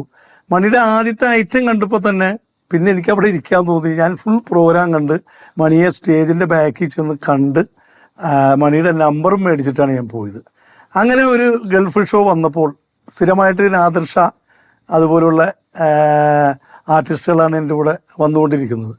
നാദിർ ഷാ 3-4 സ്റ്റേജ് കഴിഞ്ഞു. അപ്പോൾ ഞങ്ങൾ ഗൾഫ് ഷോ ഒരുമിച്ച്. അപ്പോൾ മണിയെ ഞാൻ നാദിർ ഷാ അറിഞ്ഞിട്ടില്ല മണിയെ വിളിക്കുന്ന കാര്യം. നാദിർ ഷാനെ ഫിക്സ് ചെയ്തു. ബാക്കി ആർട്ടിസ്റ്റിനെയൊക്കെ ഞാൻ വിളിച്ചോളാം എന്ന് പറഞ്ഞു. അങ്ങനെ എൻ്റെ ട്രൂപ്പ് ഉണ്ടെന്ന് കൊച്ചിൻ സെഞ്ചുറി. അതിലെ മെയിൻ താരമായിട്ട് കളിക്കുന്നത് ടിനി ടോമാണ്, അതിൻ്റെ ലീഡർ. അപ്പോൾ ടിനീനെ ഞാൻ ഉൾപ്പെടുത്തി. അങ്ങനെ മണിയെ എഗ്രിമെൻ്റ് ചെയ്തു. ആ പ്രോഗ്രാം വൻ സക്സസ് ആയിരുന്നു. സിദ്ദീഖായിരുന്നു നേതൃത്വം കൊടുക്കുന്നത്, നാദിർ ഷാ, എല്ലാവരും ഉണ്ടെങ്കിലും ആദ്യത്തെ ഷോ കഴിഞ്ഞപ്പോൾ തന്നെ കലാഭവൻ മണിയുടെ ഷോ ആയിട്ട് മാറി. അതാ പറഞ്ഞ സത്യമാണ്. കാരണം സ്റ്റേജിൽ കയറുന്നതിന് മുമ്പ് നാദർശിക്കാനും സിദ്ദിഖാനും ഓൾറെഡി എല്ലാവർക്കും അറിയാം. പക്ഷെ ഷോ കഴിഞ്ഞ് കഴിയുമ്പോഴേക്കും മണിയായിരിക്കും അവിടുത്തെ താരം. അല്ല, ഞാനിപ്പോ പറയുമ്പോൾ ഈ മണിച്ചേട്ടൻ്റെ ഒരു കാര്യം, മണിച്ചേട്ടൻ ഒരു ലൈഫ് ജാക്കറ്റ് പോലെയാണ്. നമ്മളിപ്പോ സ്റ്റേജിൽ ഇപ്പോഴൊക്കെ നമ്മൾ ചില ഷോയ്ക്ക് പോകുമ്പോൾ നമ്മളൊരു ഓർഡർ ഇട്ടു, ഷോ നടക്കുന്നു. ഒരു ഷോയിൽ എന്തും സംഭവിക്കാമല്ലോ, ജനറേറ്റർ കേടാവാം, ഒരു പല അപകടങ്ങൾ എന്ത് വേണേൽ സംഭവിക്കാം. ഈ മണിച്ചേട്ടൻ ഉണ്ടായിരുന്നപ്പോൾ ഒരു ധൈര്യം എന്താ പറയുക, മണിച്ചേട്ടൻ നമുക്ക് ഏത് സമയത്ത് സ്റ്റേജ് എങ്ങനെ കയറ്റിവിട്ടാലോ എങ്ങനെ കയറ്റി വിട്ടാലും ഒരു മൈക്ക് ഉണ്ടെങ്കിൽ അവിടെ ചെന്ന് കളം പിടിച്ച് പാട്ട് പാടണോ. പക്ഷെ ഈ ഷോന്റെ ഏറ്റവും തുറുപ്പിച്ചിട്ട് മണിച്ചേട്ടനായിരുന്നു. ഇവരിങ്ങനെ വെച്ചിട്ടുണ്ട്. പക്ഷെ നമ്മുടെ ഫസ്റ്റ് റിഹേഴ്സലിൽ പുള്ളിയുടെ കാലൊളിങ്ങി, ഓർക്കണ്ട, കാലൊളിങ്ങിട്ട് ചെയ്യാൻ പറ്റാത്ത അവസ്ഥയില്ല. അപ്പൊ ഫസ്റ്റ് സ്റ്റേജിൽ പുള്ളി സാധാരണ എന്ന് പറഞ്ഞാല് ഞാൻ പറയുന്നത് വരെ കൂലിപ്പണി ചെയ്യുന്ന ഒരു കലാകാരൻ ഉഴുതുമറിക്കാനാണ് സ്റ്റേജിലേക്ക് ഇറങ്ങുന്നത്. എല്ലാവരും മേക്കപ്പ് ഇട്ട് റെഡി ആകുമ്പോൾ പുള്ളി വാമപ്പാ ചെയ്യണത്. കാരണം കുരങ്ങനെ ആനയൊക്കെ ചെയ്യണം. അപ്പൊ വേർത്തൊലിച്ചിട്ടാണ് ഇറങ്ങി വരുന്നത്. അപ്പൊ ആ മനുഷ്യൻ ആ വേദനയും വെച്ചിട്ടാണ് അന്ന് സ്റ്റേജ്. അല്ല, വേറെ കാര്യമുണ്ട് പിഷു. സ്റ്റേജിലേക്ക് മണിയുടെ എൻട്രി എങ്ങനെയാന്ന് വെച്ചിട്ടുണ്ടെങ്കിൽ നമ്മള് സിദ്ദിഖ കൈതപ്പുഴ കായലിലേ ഊഹു ആ പാട്ട് പാടി തീരുമ്പോ ഊഹു ഊഹു എന്ന് പാടി തീരുമ്പോഴേക്കും ഓഡിയൻസിന് ഓഹോ എന്ന് പറഞ്ഞുകൊണ്ട് ബഹളം ഉണ്ടാക്കിയിട്ട് ഒരു കള്ളിമുണ്ടും കുത്തി ചാടി കയറും. ഒരു 2-3 സ്റ്റേജിൽ ആദ്യത്തേക്ക് ആൾക്കാർ പിടിച്ചു നിർത്തി. എങ്ങടാ പോണേന്ന് ചോദിച്ചു. അറിയില്ല, ആർട്ടിസ്റ്റ് മുഖപരിചയം അറിയില്ല. അവനെ പിടിച്ചു നിർത്തി ഒരു എനിക്ക് തോന്നുന്ന റാസൽ കൈമല്ല എവിടെ ഒരു പബ്ലിക് ഫുൾ അത്യാവശ്യം ഓപ്പൺ എയർ സ്റ്റേജിൽ കയറ്റി വിടാണ്ട് മണിയെ തടഞ്ഞു നിർത്തിയല്ല, ഇടിച്ചു ആൾക്കാർ ഇടിച്ചിട്ട്. അതിനുശേഷമാണ് ഈ കുടിയന്മാര് പുറത്തുനിന്ന് കയറുന്ന ഒരു ഐറ്റം തന്നെ ഉണ്ടാക്കിയത്. ഈ ഞാൻ പറഞ്ഞത് അദ്ദേഹത്തിന്റെ ഈ ശക്തി ഉണ്ടല്ലോ, ശക്തിയുടെ ഒരു വലിയ ഇഷ്ടമുള്ള ആളായിരുന്നു മണിച്ചേട്ടനെ സംബന്ധിച്ചിടത്തോളം. ഞാനൊരിക്കലും അദ്ദേഹത്തിന്റെ കൂടെ പോയിട്ടിരിക്കുമ്പോൾ ടപ്പേന്നും പറഞ്ഞ് ഞങ്ങൾ അവിടെ ചെന്ന് ഇറങ്ങി. അപ്പം മണിച്ചേട്ടൻ ഇച്ചിരി മെലിഞ്ഞൊക്കെ തുടങ്ങിയിട്ടുണ്ട്. മണിച്ചേട്ടൻ ഇങ്ങനെ അദ്ദേഹത്തിന്റെ ഒരു അവസാന കാലഘട്ടത്തിന് തൊട്ട് മുമ്പ് ഒന്ന് ശരീരം ചെറുതായി ഒട്ടി ശരീരം ഒട്ടി അദ്ദേഹത്തിന്. അപ്പൊ അദ്ദേഹത്തിന് അതൊരു സങ്കടമൊക്കെ ഉണ്ടെങ്കിലും എയർപോർട്ടിൽ ചെന്ന് ഇറങ്ങി ഉടനെ ഒരാൾ വന്ന് മണിച്ചേട്ടന് ഷെയ്ക്കാൻഡ് കൊടുക്കുന്നു. നമ്മളെ സ്വീകരിക്കാൻ ഞങ്ങൾക്കൊക്കെ പൂ തന്നു. മണിച്ചേട്ടന് ഷെയ്ക്കാൻഡ് കൊടുത്തിട്ട് എന്നാ പറ്റി മണി, ഓഞ്ഞു പോയല്ലോ എന്ന് ചോദിച്ചു ഇയാള്. എന്ത് ചോദ്യമാണ് ഇത്. ചില ആളുകൾ അങ്ങനെ ഉണ്ടല്ലോ. മണിച്ചേട്ടന് നമ്മളൊന്നും നമ്മുടെ റിയാക്ഷൻ ഒന്നുമില്ല, ഇങ്ങനെ അയാളുടെ കയ്യേൽ ഇങ്ങനെ ഒരു പിടി പിടിച്ചിട്ടുണ്ടല്ലോ. അയാള് എന്നും പറഞ്ഞിട്ട് എയർപോർട്ടിൽ നിന്ന് വിളിച്ചിട്ട് ഇങ്ങനെ ഒരു പിടി പിടിച്ചിട്ട് ശക്തി എന്ന് പറയുന്നതേ അല്ല, ആ ഒരു കൈ എനിക്ക് ജീവിതത്തിൽ കിട്ടിയിട്ടില്ല. കാരണം അത്രയും കൈ പിടിച്ചു കഴിഞ്ഞാൽ അത്രയും ബലമുള്ളൊരു കൈ ഞാൻ ജീവിതത്തിൽ കണ്ടിട്ടില്ല. അത് നമ്മുടെ സ്റ്റേജിന്റെ ബാക്കിൽ ഇങ്ങനെ ഷീറ്റ് ഇട്ട് മറയ്ക്കുമല്ലോ, അലുമിനിയം പോലത്തെ ഒരു സ്റ്റീൽ പോലത്തെ ഷീറ്റ് ഇട്ടിട്ട്. ഇങ്ങനെ അപ്പൊ അതിൽ പരിപാടി നടക്കുമ്പോൾ ഞങ്ങൾ പരിപാടി കഴിഞ്ഞപ്പോ ഒരാള് ഈ ഷീറ്റിന്റെ ഇടയിൽ കൂടെ നമ്മളെ തെറി പറയുന്നുണ്ട്. അതെ അതെ, മണിച്ചേട്ടൻ അവരൊക്കെ നീ നിൽക്കുമ്പോൾ ഉണ്ടായിരുന്ന ഷോയില് ആ. അകത്തേക്ക് കൈ ആ. വലിച്ച്. അതായത് നമ്മള് ആരൊക്കെയോ വലിയ ആർട്ടിസ്റ്റുകൾ ഇവൻ ഇതിന്റെ ഇടയിൽ കൂടെ വന്നിട്ട് അതിന്റെ ഇടയിൽ ഇങ്ങനെ എന്നിട്ട് വിളിച്ചിട്ട് ഓടും. തെറി പറയുന്ന ഒരുത്തൻ കുടിച്ചിട്ട്. മണിച്ചേട്ടൻ അവിടെ ഇങ്ങനെ പമ്മി നിന്നിട്ടോ. അടുത്ത തവണ ഇവൻ വന്ന തെറി പറയലും കൈ അതിനകത്തേക്ക് ഇടുന്നു. നമ്മൾ നോക്കുമ്പോ അവൻ ഗ്രീൻ റൂമിൽ നിൽക്കുക. അവനെ അതിന്റെ ഇടയിൽ കൂടെ വലിച്ചെടുത്ത് അകത്ത് വെച്ചേക്കും. മണിച്ചേട്ടൻ എന്താണ് ഇത്ര പറയണേ എന്ന് ചോദിച്ചിട്ട് പിടിച്ചു നിൽക്കുകയാണ്. നമ്മളൊരു ഷോയ്ക്ക് പോയപ്പോ ദിലീപും ബാക്കി ഞങ്ങളൊക്കെ ഉണ്ട്. പോയി സ്റ്റേജിന് ഇതുപോലെ ഗ്രീൻ റൂമിൽ വന്ന് എന്തോ പ്രശ്നം ഉണ്ടാക്കി കൊടുത്തന്നെ ഞങ്ങൾ ഗ്രീൻ റൂമിൽ നിന്ന് പറഞ്ഞു വിട്ട്. അവൻ ഓഡിയൻസിൻ്റെ അവിടെ ഇരിപ്പുണ്ട്. അപ്പം നമ്മൾ ഈ പാട്ട് പാടിയിട്ട് ഓഡിയൻസിൻ്റെ ഇടയിലേക്ക് ഇറങ്ങുമല്ലോ. ഞാൻ ഏതോ തമിഴോ ഹിന്ദിയോ ഏതൊക്കെ പാടിയിട്ട് ഓഡിയൻസിൻ്റെ ഇടയിൽ ഇറങ്ങി ഇങ്ങനെ തുള്ളിക്കൊണ്ടിരിക്കുക. അതിനിടയിൽ ഒരുത്തൻ എൻ്റെ അടുത്ത് വന്നിട്ട് എൻ്റെ ചെവിയിൽ അധികം ഷൈൻ ചെയ്യലടാ ബീപ്പിട്ട് ഒരു സാധനം പറഞ്ഞു. അപ്പം നമുക്ക് പെട്ടെന്ന് ഫീൽ ചെയ്യുമല്ലോ നമ്മുടെ ചെവിയിൽ ഒരുത്തൻ തെറി പറഞ്ഞു കഴിഞ്ഞിട്ടുണ്ടെങ്കിൽ. ഞാനത് കയറി അപ്പോഴേക്കും മണി അടുത്ത സ്കിറ്റിന് കളിക്കാൻ വേണ്ടിയിട്ട് എന്തോ കള്ളി കൊണ്ടൊക്കെ കൊടുത്ത് ഇങ്ങനെ നിൽക്കുകയാണ് സ്റ്റേജിൻ്റെ സൈഡിൽ. അപ്പോൾ ഈ കൂട്ടുകാർക്ക് തമ്മിൽ മുഖത്തോട് മുഖം നോക്കി കഴിഞ്ഞാൽ അറിയാൻ പറ്റില്ല. ഞാൻ പാടി കയറി ഇങ്ങനെ വന്നപ്പോൾ എന്തൊക്കെയാടാ എന്ന് വെച്ച് ഞാൻ പറഞ്ഞു ഇങ്ങനൊരു സംഭവം ഉണ്ടായി, അവൻ തെറി പറഞ്ഞു പറഞ്ഞു. ഇപ്പോൾ ഈ പാട്ട് കഴിഞ്ഞിട്ട് എൻ്റെ സ്കിറ്റല്ലേ, സ്കിറ്റ് വേണ്ട. അപ്പോൾ വേറെ ആൾ പാടിക്കൊണ്ടിരിക്കുകയുണ്ട്, ഫീമെയിൽ വരെ. എൻ്റെ പാട്ടിട്, നാടൻ പാട്ടിടാൻ പറഞ്ഞു. ഞാൻ പറഞ്ഞു നാടൻ, നീ സ്കിറ്റ് കളിക്കാൻ.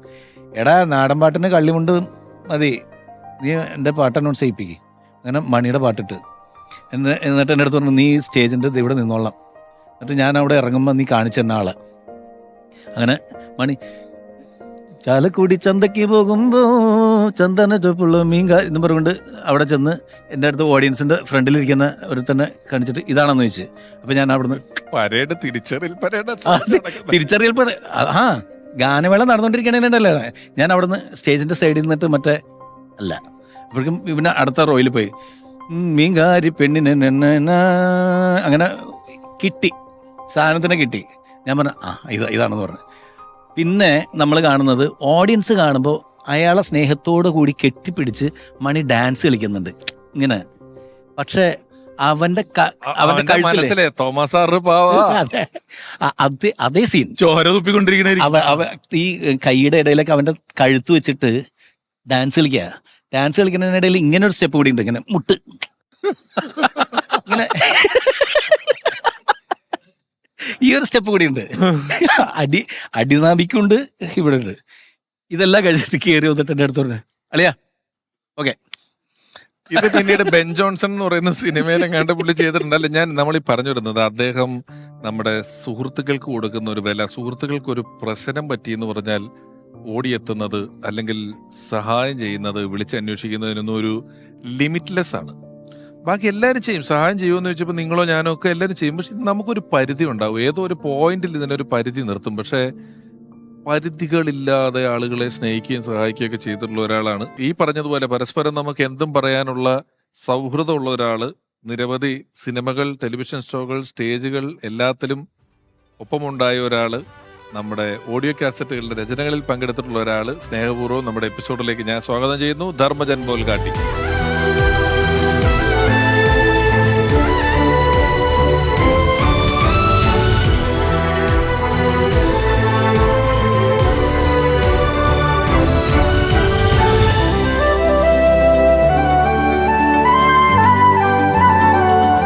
ധർമ്മജ കലകി.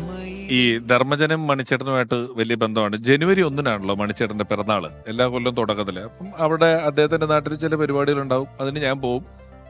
എനിക്ക് വളരെ കൗതുകം തോന്നിയൊരു കാര്യം, ഇവരെ തമ്മിൽ കണ്ടത് മേജർ രവിചേട്ടന്റെ അനിയൻ പട്ടാമ്പി കണ്ണൻ ചേട്ടനുണ്ടല്ലോ, അദ്ദേഹം ഒരു പ്രോഗ്രാം പിടിച്ചു അദ്ദേഹത്തിന്റെ നാട്ടിൽ. കൽപ്പന ചേച്ചി, മണിച്ചേട്ടൻ, ഞങ്ങളെല്ലാം ഉണ്ട്. ഞാൻ അവതാരകനാണ്. 6 അടി പൊക്കമുള്ള ഒരു വലിയ സ്റ്റേജാണ്. അപ്പോൾ അടുത്ത പാട്ടം കണ്ട മണിച്ചേട്ടന്റെ പാട്ടാണ്. അപ്പം ഞാനിത് ആങ്കർ ചെയ്യാനായിട്ട് സ്റ്റേജിൽ കയറുന്നതിന് തൊട്ട് മുമ്പ് ധർമ്മം വന്നിട്ട് പറഞ്ഞു ഒരു പാട്ടും കൂടെ ഇടൂ, അത് കഴിഞ്ഞിട്ട് മണിച്ചേട്ടന്റെ പാട്ടിടാം. ഞാൻ വെച്ചാൽ അതെന്താ, മൂപ്പ് തെറ്റും, ഇതാണ് വാക്ക്. ഞാൻ ഞെട്ടിപ്പോയി, ഇത് എന്ത് ഒരു ബന്ധമില്ലല്ലോ, നമുക്ക് ശ്രദ്ധിക്കല്ലോ. ഞാൻ അത് അടുത്ത് വേറൊരു പാട്ട് അനൗൺസ് ചെയ്തു. തിരിച്ചു വരുമ്പോൾ ഈ 6 അടി പൊക്കമുള്ള സ്റ്റേജിന്റെ ബാക്കില് എവിടുന്നോ 3-4 ഇഷ്ടികകൾ സംഘടിപ്പിച്ചിട്ട് അവിടെ നടന്ന് വിറക് പെറുക്കിയിട്ട് ഇവനും മണിച്ചേട്ടനും കൂടെ ബീഫ് ഉണ്ടാക്കിക്കൊണ്ടിരിക്കുകയാണ്. എൻ്റെ ആദ്യത്തെ പടത്തിൽ ഞാൻ അഭിനയിക്കുമ്പോൾ ഞാൻ അതിലെ കൂടി ഇങ്ങനെ നടന്നു പോകുമ്പോൾ ദിലീപേട്ടൻ ചോദിച്ചു, എടാ US പോകാൻ താല്പര്യമുണ്ടോയെന്ന് ചോദിച്ചു എന്നോട്. അപ്പം ഞാൻ പറഞ്ഞു US പോലോ.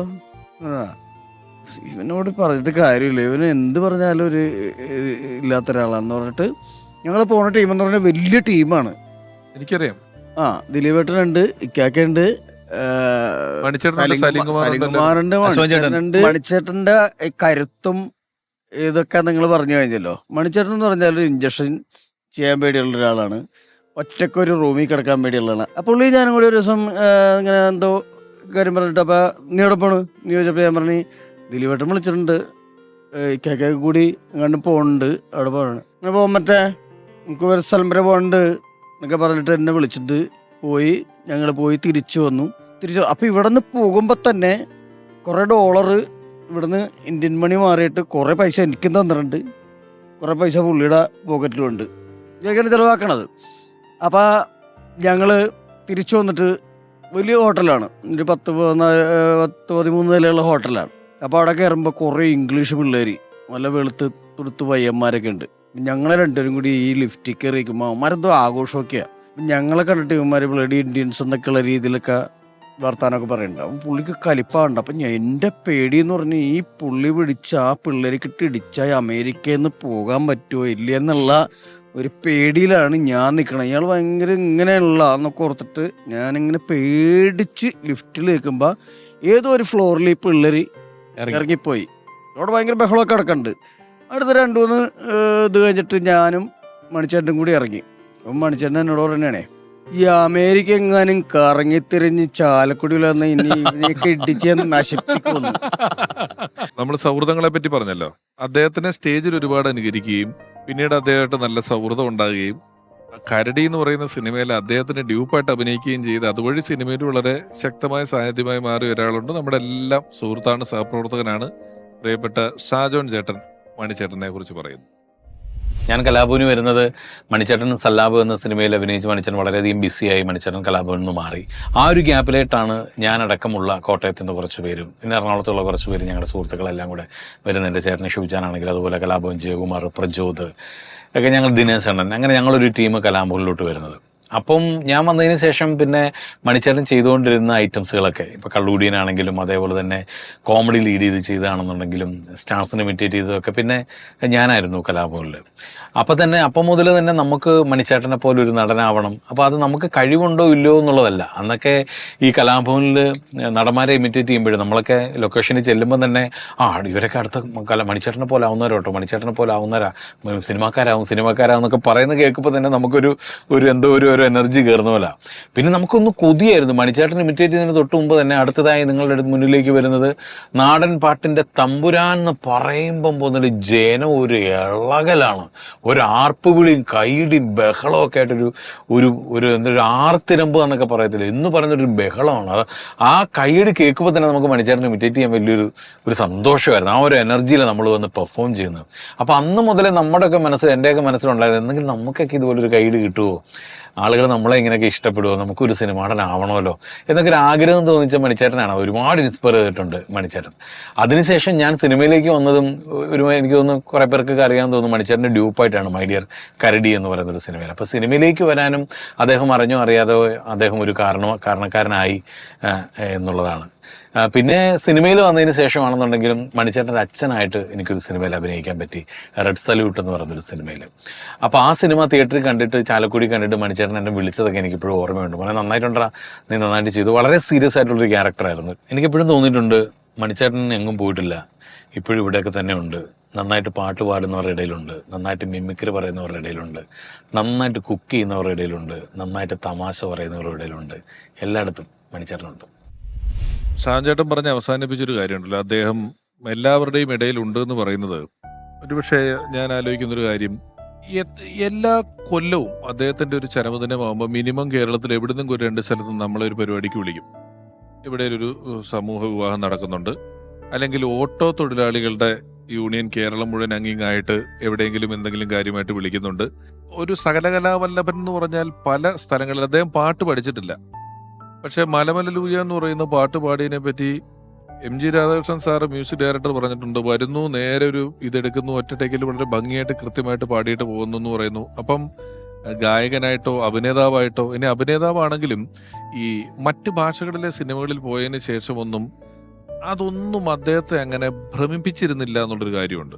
സമീപകാലത്ത് മണിച്ചേട്ടനെ വേദികളിൽ അവതരിപ്പിക്കുന്നതിൽ ഏറ്റവും പെർഫെക്റ്റ് ആയിട്ട് എനിക്ക് തോന്നിയിട്ടുള്ള, ഏറ്റവും ജെനുവിനായിട്ട് തോന്നിയിട്ടുള്ള, അതിൻ്റെ ഒരു ഈണവും താളവും മീറ്ററിങ്ങും ഒക്കെ ഏറ്റവും കൃത്യമായിട്ട് തോന്നിയിട്ടുള്ള ഒരു കലാകാരൻ മണിച്ചേട്ടൻ തന്നെ. ഇദ്ദേഹത്തെ വലിയ ഇഷ്ടമായിരുന്നു. മണിച്ചേട്ടൻ ഇദ്ദേഹത്തോട് പറഞ്ഞിട്ടുണ്ട്, എന്നെ അനുകരിക്കുന്നവരിൽ എനിക്ക് ഏറ്റവും ഇഷ്ടപ്പെട്ടത് നിന്നെയാണ് എന്ന് പറഞ്ഞ അംഗീകാരം ലഭിച്ചിട്ടുള്ള ഒരു കലാകാരൻ. നമുക്ക് അദ്ദേഹത്തിന്റെ ഒരു വരവും പ്രകടനവും നമുക്കൊന്ന് കാണാം, അദ്ദേഹത്തോട് സംസാരിക്കാം. ഓർമ്മയിലെന്നും കലാഭവൻ മണി എന്ന എപ്പിസോഡിലേക്ക് സ്വാഗതം ചെയ്യുന്നു പ്രിയപ്പെട്ട രഞ്ജു ചാലക്കുടി.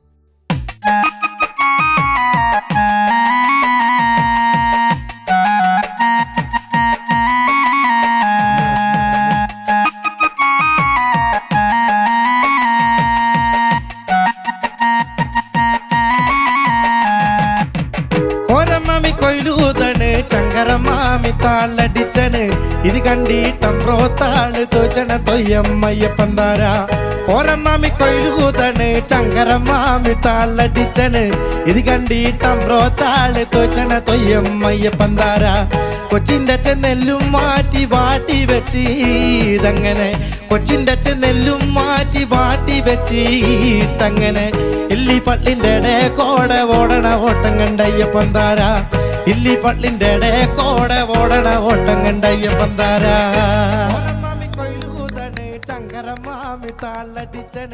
രഞ്ജു നമസ്കാരം. നമസ്കാരം. രഞ്ജു മണിച്ചേട്ടന്റെ മുന്നിൽ മണിച്ചേട്ടനെ അവതരിപ്പിച്ചിട്ടില്ലേ? ഒത്തിരി പ്രാവശ്യം ചെയ്തിട്ടുണ്ട്. എന്താ അദ്ദേഹം പറയാറ്? വലിയ ഭാഗ്യമാണ് അത്. ഒരു 14ാമത്തെ വയസ്സിലാണ് ഞാൻ ഫസ്റ്റ് ആദ്യമായിട്ട് മണിച്ചേട്ടൻ്റെ കൂടെ ഒരു പെർഫോമൻസ് ചെയ്യുന്നത്. അന്ന് നമ്മുടെ അതിരപ്പള്ളിയിൽ പെരിങ്ങൽക്കുത്ത് എന്ന് പറഞ്ഞ സ്ഥലത്ത് ഒരു ഓണാഘോഷത്തിനോടനുബന്ധിച്ചൊരു പ്രമുഖ ചാനലിൽ പ്രസിഡേച്ചിയുടെ കെയർ ഓഫിൽ പ്രസിഡേച്ചി എനിക്കൊരു അവസരം അതിലൂടെ കിട്ടി. അങ്ങനെ മണിച്ചേട്ടനെ ആദ്യം അവിടെ വെച്ച് കണ്ടു. അപ്പോൾ അദ്ദേഹത്തിൻ്റെ മുമ്പിൽ ഒരു പാട്ട് പാടാൻ ആ ഒരു അവസരം ഞാൻ പലതവണ ഇങ്ങനെ പിന്നാലെ നടന്ന് ചോദിക്കുന്നൊരു രീതി എനിക്കുണ്ട്, അന്നേ ഉണ്ട്.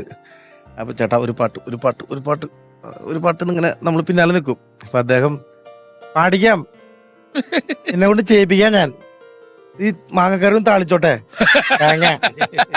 അപ്പൊ ആളങ്ങനെ പറഞ്ഞു. പക്ഷെ അത് ഭയങ്കര സീരിയസ് ആയി പോയി. വിചാരിച്ചു അയ്യോ ഇനിയിപ്പോൾ എന്നെ കൊണ്ട് ചെയ്യിപ്പിക്കില്ല എന്നൊക്കെ വിചാരിച്ചിരിക്കുന്ന സമയത്താ മണിച്ചേട്ടൻ അവിടെ അപ്രതീക്ഷിതമായിട്ട് മൈക്കിലൂടെ എൻ്റെ പോലെ പാടുന്നു. എൻ്റെ വീടിൻ്റെ അടുത്താണ് വീട്. അപ്പോൾ അങ്ങനെ എന്നെ ഇൻട്രൊഡ്യൂസ് ചെയ്ത ആദ്യം ആ പ്രോഗ്രാമായിരുന്നു. അവിടെ ഞാൻ മണിച്ചേട്ടൻ്റെ കൂടെ പെർഫോം ചെയ്യാൻ കുറച്ച് പാട്ടുകൾ പാടാൻ എനിക്ക് അവസരം കിട്ടി. അതിനുശേഷം വിയൂർ സെൻട്രൽ ജയിൽ അന്തേവാസികൾക്ക് വേണ്ടിയിട്ട് ഒരു ഷോ ചെയ്യാൻ പറ്റി. അല്ല, അന്നും മണിച്ചേട്ടന്റെ പാട്ടുകളാണോ പാടുന്നത്? മണിച്ചേട്ടൻ്റെ പാട്ടും അല്ലാത്ത പാട്ടുകൾ നാടൻ. ഞാൻ സിംഗറായിരുന്നു, സിംഗറാണ്. പക്ഷെ ഞാൻ അന്നത്തെ എൻ്റെ ചെറുപ്പത്തിൽ പാടുന്ന സമയത്ത് ഈ നാടൻ പാട്ടിന്റെ ശൈലിയിൽ ഇപ്പോൾ ഓരോ വ്യത്യാസങ്ങളുണ്ടല്ലോ. ഇപ്പൊ ആദി പറഞ്ഞ മുത്തപ്പന്മാരൊക്കെ പാടുമ്പോ ആദി പറഞ്ഞ മുത്തപ്പന്മാരേ, ഇത് മണിച്ചേട്ടൻ പാടുമ്പോ ഇങ്ങനെ ആയിരിക്കില്ല, അതിനകത്ത് ഒരു വ്യത്യാസം വരും, കുറച്ച് സ്കെയിലൊക്കെ കയറും. പിന്നെ അതുപോലെ തന്നെ ഈ ഇപ്പൊ കോരമമ്മി ആയാലും ഇപ്പൊ പാടി പൊട്ടാണെങ്കിലും കൊച്ചിൻ്റെച്ചൻ ചത്തോണ്ടല്ല ഈ സാധനം കൂടുതലാ. അപ്പൊ അങ്ങനെയൊക്കെ വാച്ച് ചെയ്യലുണ്ട്. ഞാന് സ്റ്റേജിൽ രഞ്ജു ചെയ്യുന്നൊക്കെ നമ്മൾ ടെലിവിഷൻ ഷോകളിലോ അതിലൊക്കെ കണ്ടിട്ടുണ്ട്. രഞ്ജു ഇവിടെ വരുമ്പം ഈ മണിച്ചേട്ടൻ്റെ വ്യക്തിപരമായി പരിചയമുള്ള ആൾക്കാർ സംസാരിക്കുമ്പോൾ സിനിമ കാണുന്ന മണിച്ചേട്ടനും അല്ല, അതിനും അപ്പുറം സംസാരിക്കുന്ന മണിച്ചേട്ടന്റെ ചെറിയ ചില ജസ്റ്റേഴ്സും മാനറിസംസും ഒക്കെ ഉണ്ട്. അത് വളരെ കീനായിട്ട് നോക്കി കൃത്യമായിട്ട് കാണിക്കുന്ന ഒരാളാണ് രഞ്ജു. ചേട്ടൻ ഒന്ന് സംസാരിച്ച് ചോദിക്കും, ഒറിജിനൽ മണിച്ചേട്ടനോട് സംസാരിച്ച രഞ്ജു തിരിച്ച് മണിച്ചേട്ടനായിട്ട് ചില രൂപമൊക്കെ കാണിച്ച് ചേട്ടാ അടുത്ത ആഴ്ച പള്ളിയിൽ പരിപാടി ഉണ്ടെന്ന് പറഞ്ഞില്ലേ ചാലക്കുടിയില്? അതിന് എത്ര പേര് വേണം? നമ്മൾ എത്ര പേര് വരണം? നീ ഒരാളെന്നെ പോരാ, പിന്നെ ഇതിന് എത്ര പേര്? അതെന്നെ ധാരാളല്ലേ? അല്ല, നമ്മുടെ പീറ്ററില്ലേ, പീറ്ററിന്റെ അപ്പന്റെ ആണ്ടാന്നാണ് പറഞ്ഞതേ. അപ്പൊ അതിനാണ് നമ്മൾ വന്നിട്ട് പരിപാടി നടത്തേണ്ടത്. അത് ശരിക്കും ആണ്ടിന് അങ്ങനെ പരിപാടി നടത്തേണ്ട ആവശ്യമില്ല. അല്ല, ഇതിപ്പം ആണ്ടായാലും സംക്രാന്തി ആയാലും നമ്മൾ ഉള്ളോണ്ട് ഓണം പോലെ ആക്കാന്നാണല്ലോ. എന്തായാലും നമുക്ക് ചെയ്യാം. എടാ നീ ഇത് മറ്റേ ഇത് സ്വർണ്ണം ഉണ്ടത് എന്റെ ഏറ്റവും വലിയ സ്വർണ്ണം അല്ലടാ നീ, അതിൽ വലിയ സ്വർണ്ണം ഉണ്ടോ? അപ്പൊ എന്റെ കൂട്ടുകാരന്മാരെ എന്റെ ഫോണിലേക്ക് ഇടയ്ക്ക് വിളിക്കും. അന്ന് എനിക്ക് സ്വന്തമായിട്ട് മൊബൈലില്ല, തൊട്ടപ്പുറത്തെ അയൽപ്പക്കത്തേക്ക് വിളിക്കും. എന്നിട്ട് പറയും, ഞങ്ങൾ ഇങ്ങനെ ഫ്രണ്ട്സാണ്, അപ്പോൾ നീ മണിച്ചേട്ടൻ്റെ വോയിസിൽ സംസാരിച്ചോളൂ. അപ്പോൾ ഞങ്ങൾ ഫോൺ എടുക്കണ വഴിക്ക് ഏതറാ എന്ന് ചോദിക്കണം. അങ്ങനെ നിരന്തരം നടന്നുകൊണ്ടിരിക്കുകയാണ്. എൻ്റെ ഫ്രണ്ട്സുകൾ ഇടയ്ക്ക് വിളിക്കും. അങ്ങനെ ഒരു ദിവസം എൻ്റെ അയൽപ്പക്കത്തേക്ക് കോൾ വന്നു. ഞാൻ രഞ്ജിത്തിൻ്റെ കോൾ വന്നിട്ടുണ്ടെന്ന് വിളിച്ചു. ഞാൻ ചെന്നെടുത്ത് സംസാരിച്ചപ്പോൾ ഞാൻ ചോദിച്ചു, അപ്പോൾ എൻ്റെ പേര് ഇവരാരെങ്കിലും ആയിരിക്കും എന്നാ. ഞാൻ ചോദിച്ചു, അപ്പോൾ ഇങ്ങനെ ഈ വോയിസിൽ, ഹലോ ഇതാരെ സംസാരിക്കണേ? അപ്പോൾ അവിടെ നിന്ന്, നീ ആരാ? അപ്പം ഞാൻ ഇത് എക്കോ അടിച്ചിട്ട് തിരിച്ച് റിട്ടാൻ പറഞ്ഞ പോലെ എനിക്ക് തോന്നിയത്. ഞാൻ കലാപമണി. അപ്പൊ പിന്നെ ഞാൻ ആരാ? അങ്ങനെ സംഭവം ഉണ്ടായിട്ടുണ്ട്. പിന്നെ ഇവന്റെ ഒരു കാര്യം, നമ്മള് ഇക്കാക്കുണ്ട്, ഞാനുണ്ട്, നീയുണ്ട്, ദിലീപേട്ടനൊക്കെ ഉള്ള ഷോ ബാംഗ്ലൂര് ചെല്ലുമ്പോ ഇക്കാക്കയും ഞാനും ഇവനൊക്കെ സ്റ്റേജിലോട്ട് കയറി. ഇവൻ അവിടെ ബാക്കില് മേക്കപ്പ് റൂമിൽ ഇരുന്നിട്ട് വിഗൊക്കെ വെച്ചിട്ടിരിക്കണേ.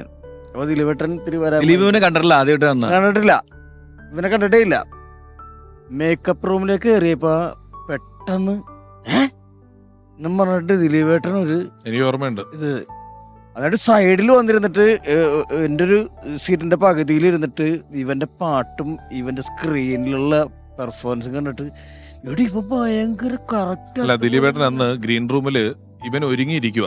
അപ്പൊ ഇവൻ ഒരുങ്ങിയിരിക്കുന്നത് ദിലീപേട്ടൻ എക്സ്പെക്ട് ചെയ്തില്ല. ദിലീപേട്ടൻ ഗസ്റ്റ്, ദിലീപേട്ടൻ വന്ന് ഡോർ പറഞ്ഞപ്പോ ഇവനെ കണ്ടു. ഇവനെ കണ്ടിട്ട് തിരിച്ചു വന്നിട്ട് പറഞ്ഞു, എടാ ഒരു സെക്കൻഡ് തകർന്നു പോയി, കാരണം ഞാൻ പെട്ടെന്ന് മണി ഇരിക്കുന്ന പോലെ എനിക്ക് തോന്നി, അത് വല്ലാതെ ഫീൽ ചെയ്തു എന്ന് പറഞ്ഞു. ആ ലെവലിലാണ്.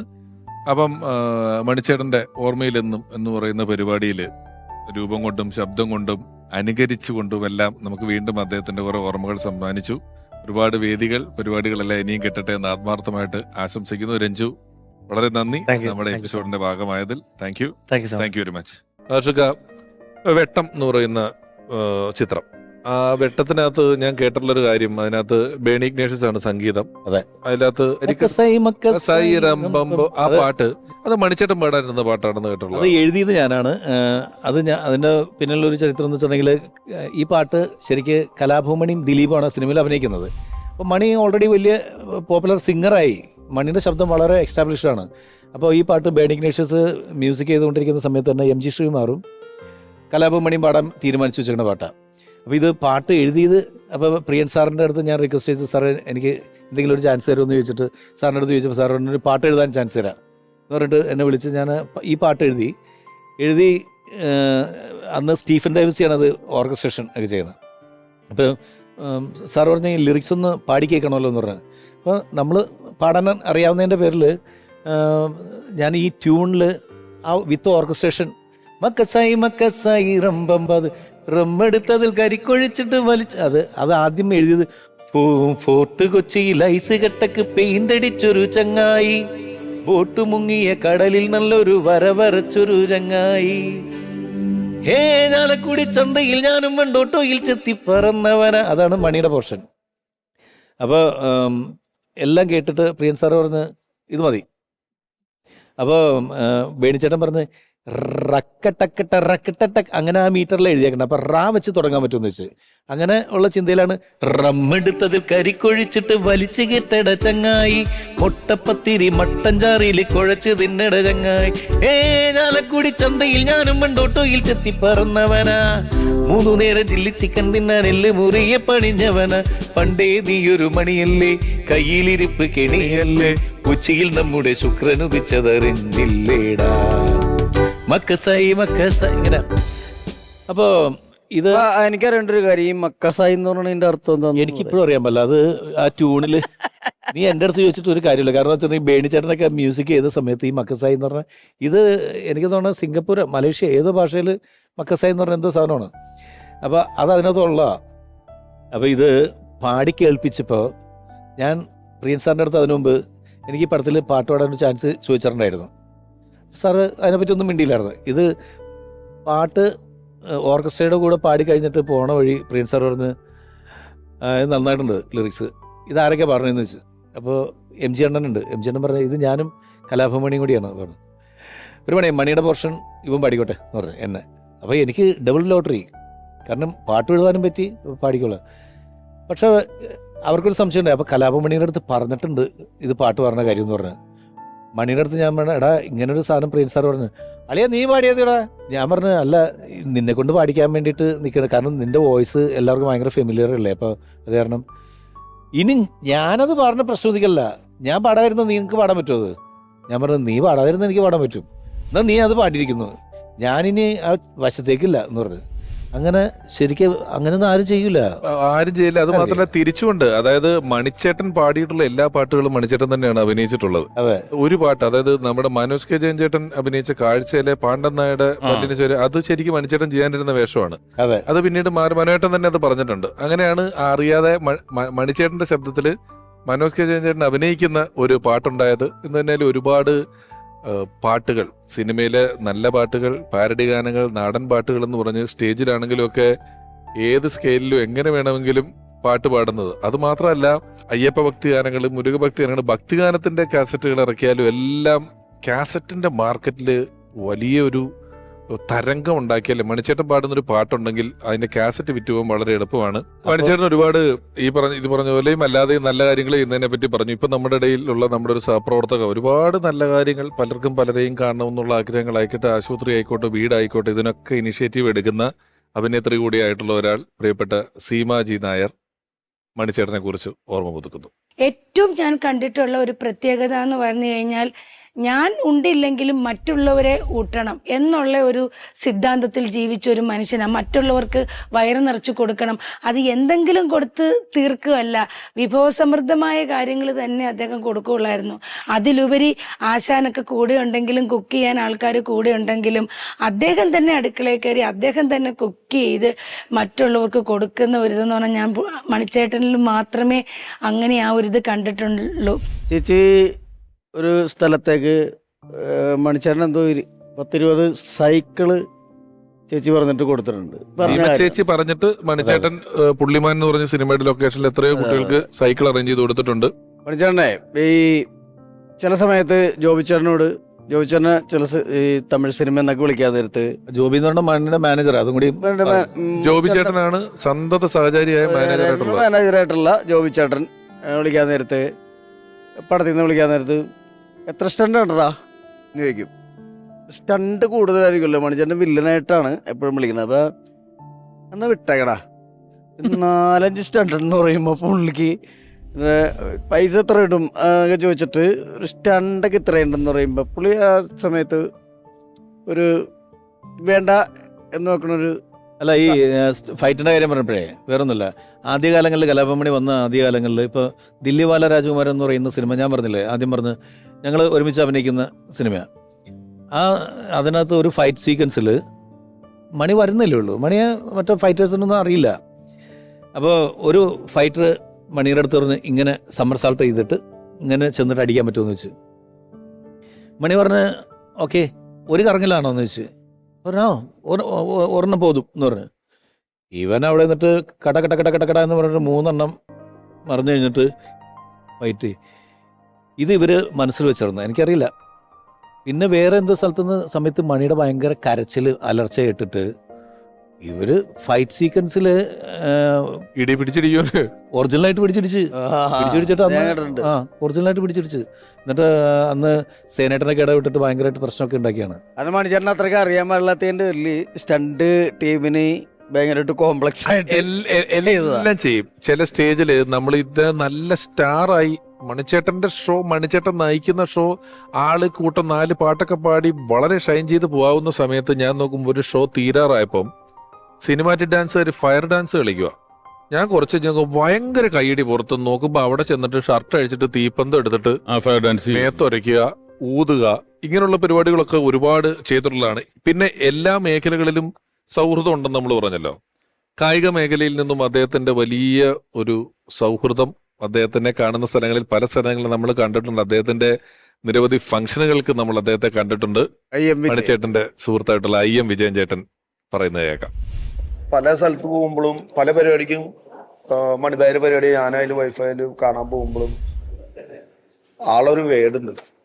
കേരളത്തിലെ 2 കറുത്ത മുത്തുകളാണ്. അതൊന്ന് ഞാനും പിന്നെ എൻ്റെ IM-നും അങ്ങനെ പറയില്ലേ. എന്നിട്ട് എന്നെ ഇങ്ങനെ സ്റ്റേജിലേക്ക് ഇങ്ങനെ വിളിക്കുക, എവിടെ പോയാലും. അപ്പൊ അത് തന്നെയല്ല ആത്മബന്ധം എന്ന് പറഞ്ഞാൽ ഇപ്പൊ ഞാൻ ഞാൻ പുറത്തു പോയിട്ട് ഇപ്പൊ എയർപോർട്ടിൽ നിന്നോ അല്ലെ എറണാകുളത്തോ വരുന്നുണ്ടെങ്കിൽ ചാലക്കുടി വഴിക്ക് പോകുമ്പോ ഒന്ന് കോൾ ചെയ്ത് കഴിഞ്ഞാൽ ഞാൻ അവിടെ ഉണ്ടോ, ഇവിടെ ഒന്ന് കയറിയിട്ട് പോയാൽ മതി എന്ന് പറയാൻ ഒരു സൗഹൃദ ബന്ധമല്ല, ഒരു ബ്രദർ ചേട്ടനായി എൻ്റെ ഒരു ബന്ധമാണ്. ഇവര് ഈ വിജയൻ ചേട്ടനും മണിച്ചേട്ടനും ഒന്നിച്ച് അഭിനയിച്ചിട്ടുള്ള സിനിമ ആകാശത്തിലെ പറവകൾ എന്ന് പറയുന്ന ഒരു സിനിമയാണ്. കൊട്ടേഷൻ ഉണ്ട്, കൊട്ടേഷൻ എന്ന് പറഞ്ഞുകൊണ്ട് ഇതിനകത്ത് ഈ ആകാശത്തിലെ പറവകളിൽ വളരെ കൈയ്യടി കിട്ടിയൊരു ഡയലോഗ് മണിച്ചേട്ടൻ പറഞ്ഞു കൊടുത്തതെന്ന് ഞാൻ കേട്ടിട്ടുണ്ട്. അതായത് ഈ നിന്റെ കാലുകൊണ്ടുള്ള അടി ഞാൻ ഒരുപാട് കണ്ടിട്ടുണ്ട്, നീ കൈ കൊണ്ട് അടിക്കാൻ തുടങ്ങിയത് എന്നാന്ന് ചോദിക്കുന്ന ഒരു ഡയലോഗുണ്ട്. നല്ല കൈയ്യടി കിട്ടിയ ഡയലോഗായിരുന്നു അത്. മണിച്ചേട്ടൻ പറഞ്ഞു കൊടുത്തിട്ടുള്ള ഡയലോഗാണ്. തിരിച്ചു വന്നാൽ ഈ നാദിർഷക്ക സംഗീതം കൊടുത്തൊരു പാട്ട്, നാദിർഷക്ക സംഗീതം കൊടുത്തിട്ട് നമ്മൾ നാടൻ പാട്ടുകളും കാര്യങ്ങളൊക്കെ മണിച്ചേട്ടൻ ഇഷ്ടം പോലെ പാടിയിട്ടുണ്ട്. നമ്മൾ അതിനെപ്പറ്റി പറയുകയൊക്കെ ചെയ്തെങ്കിലും മണിച്ചേട്ടൻ്റെ ഒരു വിയോഗത്തിന് ശേഷം പെട്ടെന്ന് ഏറ്റവും കൂടുതൽ ആളുകൾ പാടിയൊരു പാട്ട് അത് മണിച്ചേട്ടൻ പാടിയിട്ടുണ്ട്. ഞാനത് വളരെ ഫീൽ ചെയ്ത് കേട്ടിട്ടുള്ളത് നമ്മുടെയൊക്കെ സഹപ്രവർത്തകനായിരുന്ന കൈതാരം പ്രദീപ് എന്ന് പറയുന്ന മിമിക്രി ആർട്ടിസ്റ്റ് മരിച്ച സമയത്ത് അദ്ദേഹത്തിന്റെ കുടുംബത്തിന് കൊടുക്കാനോ ധനശേഖരണാർത്ഥോ ഒന്നോ പറവൂർ ഒരു പരിപാടി നടത്തിയപ്പോൾ അതിൽ മണിച്ചേട്ടൻ ഗസ്റ്റായിട്ട് വന്നു. അന്ന് മണിച്ചേട്ടൻ വന്നിട്ട് ഒരു ഓപ്പൺ സ്റ്റേജില്, നമുക്ക് സ്റ്റേജിൽ നിന്നാൽ ആകാശം കാണാം, അവിടുന്ന് ആകാശത്ത് ആ കാണുന്ന നക്ഷത്രം ഇന്നതാണെന്നൊക്കെ പറഞ്ഞിട്ട് ഈ മിന്നാമിനിങ്ങെ പാടി എനിക്ക് പറയുമ്പോൾ പൂത്ത് കയറുന്നു. അതുപോലുള്ളൊരു പാട്ട് പാടിയിട്ടുണ്ട്. അതിന്റെ സംഗീതം ചെയ്തിട്ടുള്ളത് നാദർഷക്കയാണ്. അല്ല, അതിന് ശരിക്കും കബഡിയിൽ കുറെ പാട്ടുകൾ ഉള്ള സമയത്ത് മണി പറഞ്ഞ് അളിയ ഇങ്ങനെ ഒരു മിന്നാമിനിങ്ങ എന്നുള്ളൊരു ഞാൻ അതിൻ്റെ ഒരു ബേസിസ് സാധനം ഞാൻ പാടാം, അത് ഞാൻ വേറൊരു കാസറ്റിൽ ഞാൻ അതിൻ്റെ ഇത് പാടിയിട്ടുണ്ടെന്ന് പറഞ്ഞു. ഞാൻ പറഞ്ഞ ഏതാന്ന് വെച്ചു. അപ്പോൾ ഇങ്ങനെ പറഞ്ഞപ്പോൾ ഞാൻ പറഞ്ഞു, എടാ ഇത് കുറച്ചുകൂടി നമുക്ക് നന്നാക്കി എടുത്തിട്ട് ദാസേട്ടനെ കൊണ്ട് പാടിക്കാം. അങ്ങനെ ഇത് എഴുതിയത് ആരാണെന്നോ അതിൻ്റെ ബേസിക് ട്യൂൺ ആരാണെന്നോ നമുക്ക് കൃത്യമായിട്ട് അറിയില്ല കേട്ടോ. അത് വേറെ മണി കൊണ്ടെന്നാണ് ആ പാട്ട്. അപ്പോൾ മണി അത് പാടിയപ്പോൾ ഞാൻ പറഞ്ഞു ഞാനിത് റീ അറേഞ്ച് ചെയ്ത് തരാമെന്ന് പറഞ്ഞിട്ട് അങ്ങനെ ആ പാട്ട് റെക്കോർഡ് ചെയ്ത്. അപ്പോൾ ഞാൻ മണി പറഞ്ഞടാ ഇത് ഞാൻ ട്രാക്ക് പാടട്ടെന്ന് വെച്ചു. ഞാൻ പറഞ്ഞ ട്രാക്ക് പാടാൻ പറഞ്ഞു. അപ്പോൾ ദാസേട്ടന് വേണ്ടിയിട്ട് വെച്ചേക്കാം. ട്രാക്ക് പാടി കഴിഞ്ഞപ്പോൾ ഇപ്പോഴും അതിൻ്റെ ഒറിജിനൽ പാട്ടിൽ, ഇപ്പോൾ ആ പടത്തിലെ പാട്ടിൽ അതിൻ്റെ ആദ്യത്തെ ഹമ്മിങ് എൻ്റെയാണ്.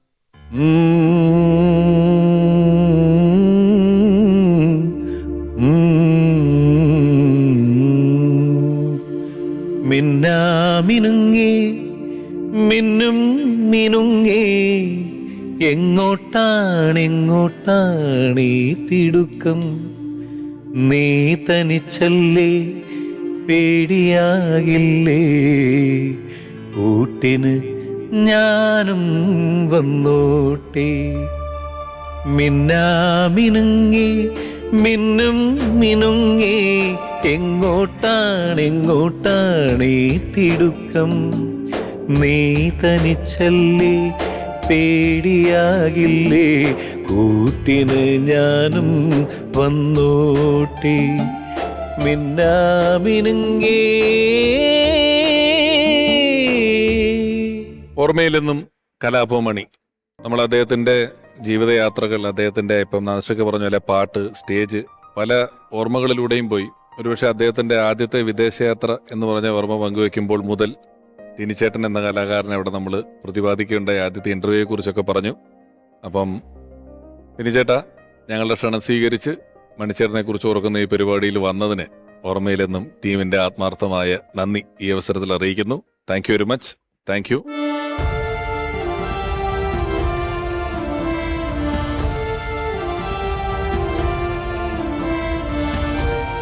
ഓർമ്മയിലെന്നും എന്ന ഈ പരിപാടിയുടെ ഓരോ എപ്പിസോഡുകൾ കടന്നു പോകുമ്പോഴും നമുക്ക് പ്രിയപ്പെട്ട, നമ്മൾക്ക് ഒരാളെ പോലെ തോന്നുന്ന, നമ്മുടെ കുടുംബത്തിൽ ഒരാളെ പോലെ നമ്മുടെ ഇടയിൽ ജീവിച്ച പല മഹാന്മാരായ വ്യക്തികൾ, അവരുടെ ബന്ധുക്കൾ, അവരുടെ കുടുംബാംഗങ്ങളെല്ലാം ഈ പരിപാടിയിൽ പലപ്പോഴായി പങ്കെടുക്കാറുണ്ട്. അത്തരത്തിലൊരാളാണ് ഇനി നമ്മളോടൊപ്പം ചേരാൻ പോകുന്നത്. നാദർഷയ്ക്കും ധർമ്മനും എനിക്കുമെല്ലാം വളരെ പ്രിയപ്പെട്ട, മണിച്ചേട്ടന് വളരെ പ്രിയപ്പെട്ട, നമുക്കെല്ലാം അറിയാവുന്ന പ്രിയപ്പെട്ട കലാകാരൻ, കലാഭവൻ മണിച്ചേട്ടന്റെ പ്രിയപ്പെട്ട സഹോദരൻ RLV രാമകൃഷ്ണൻ.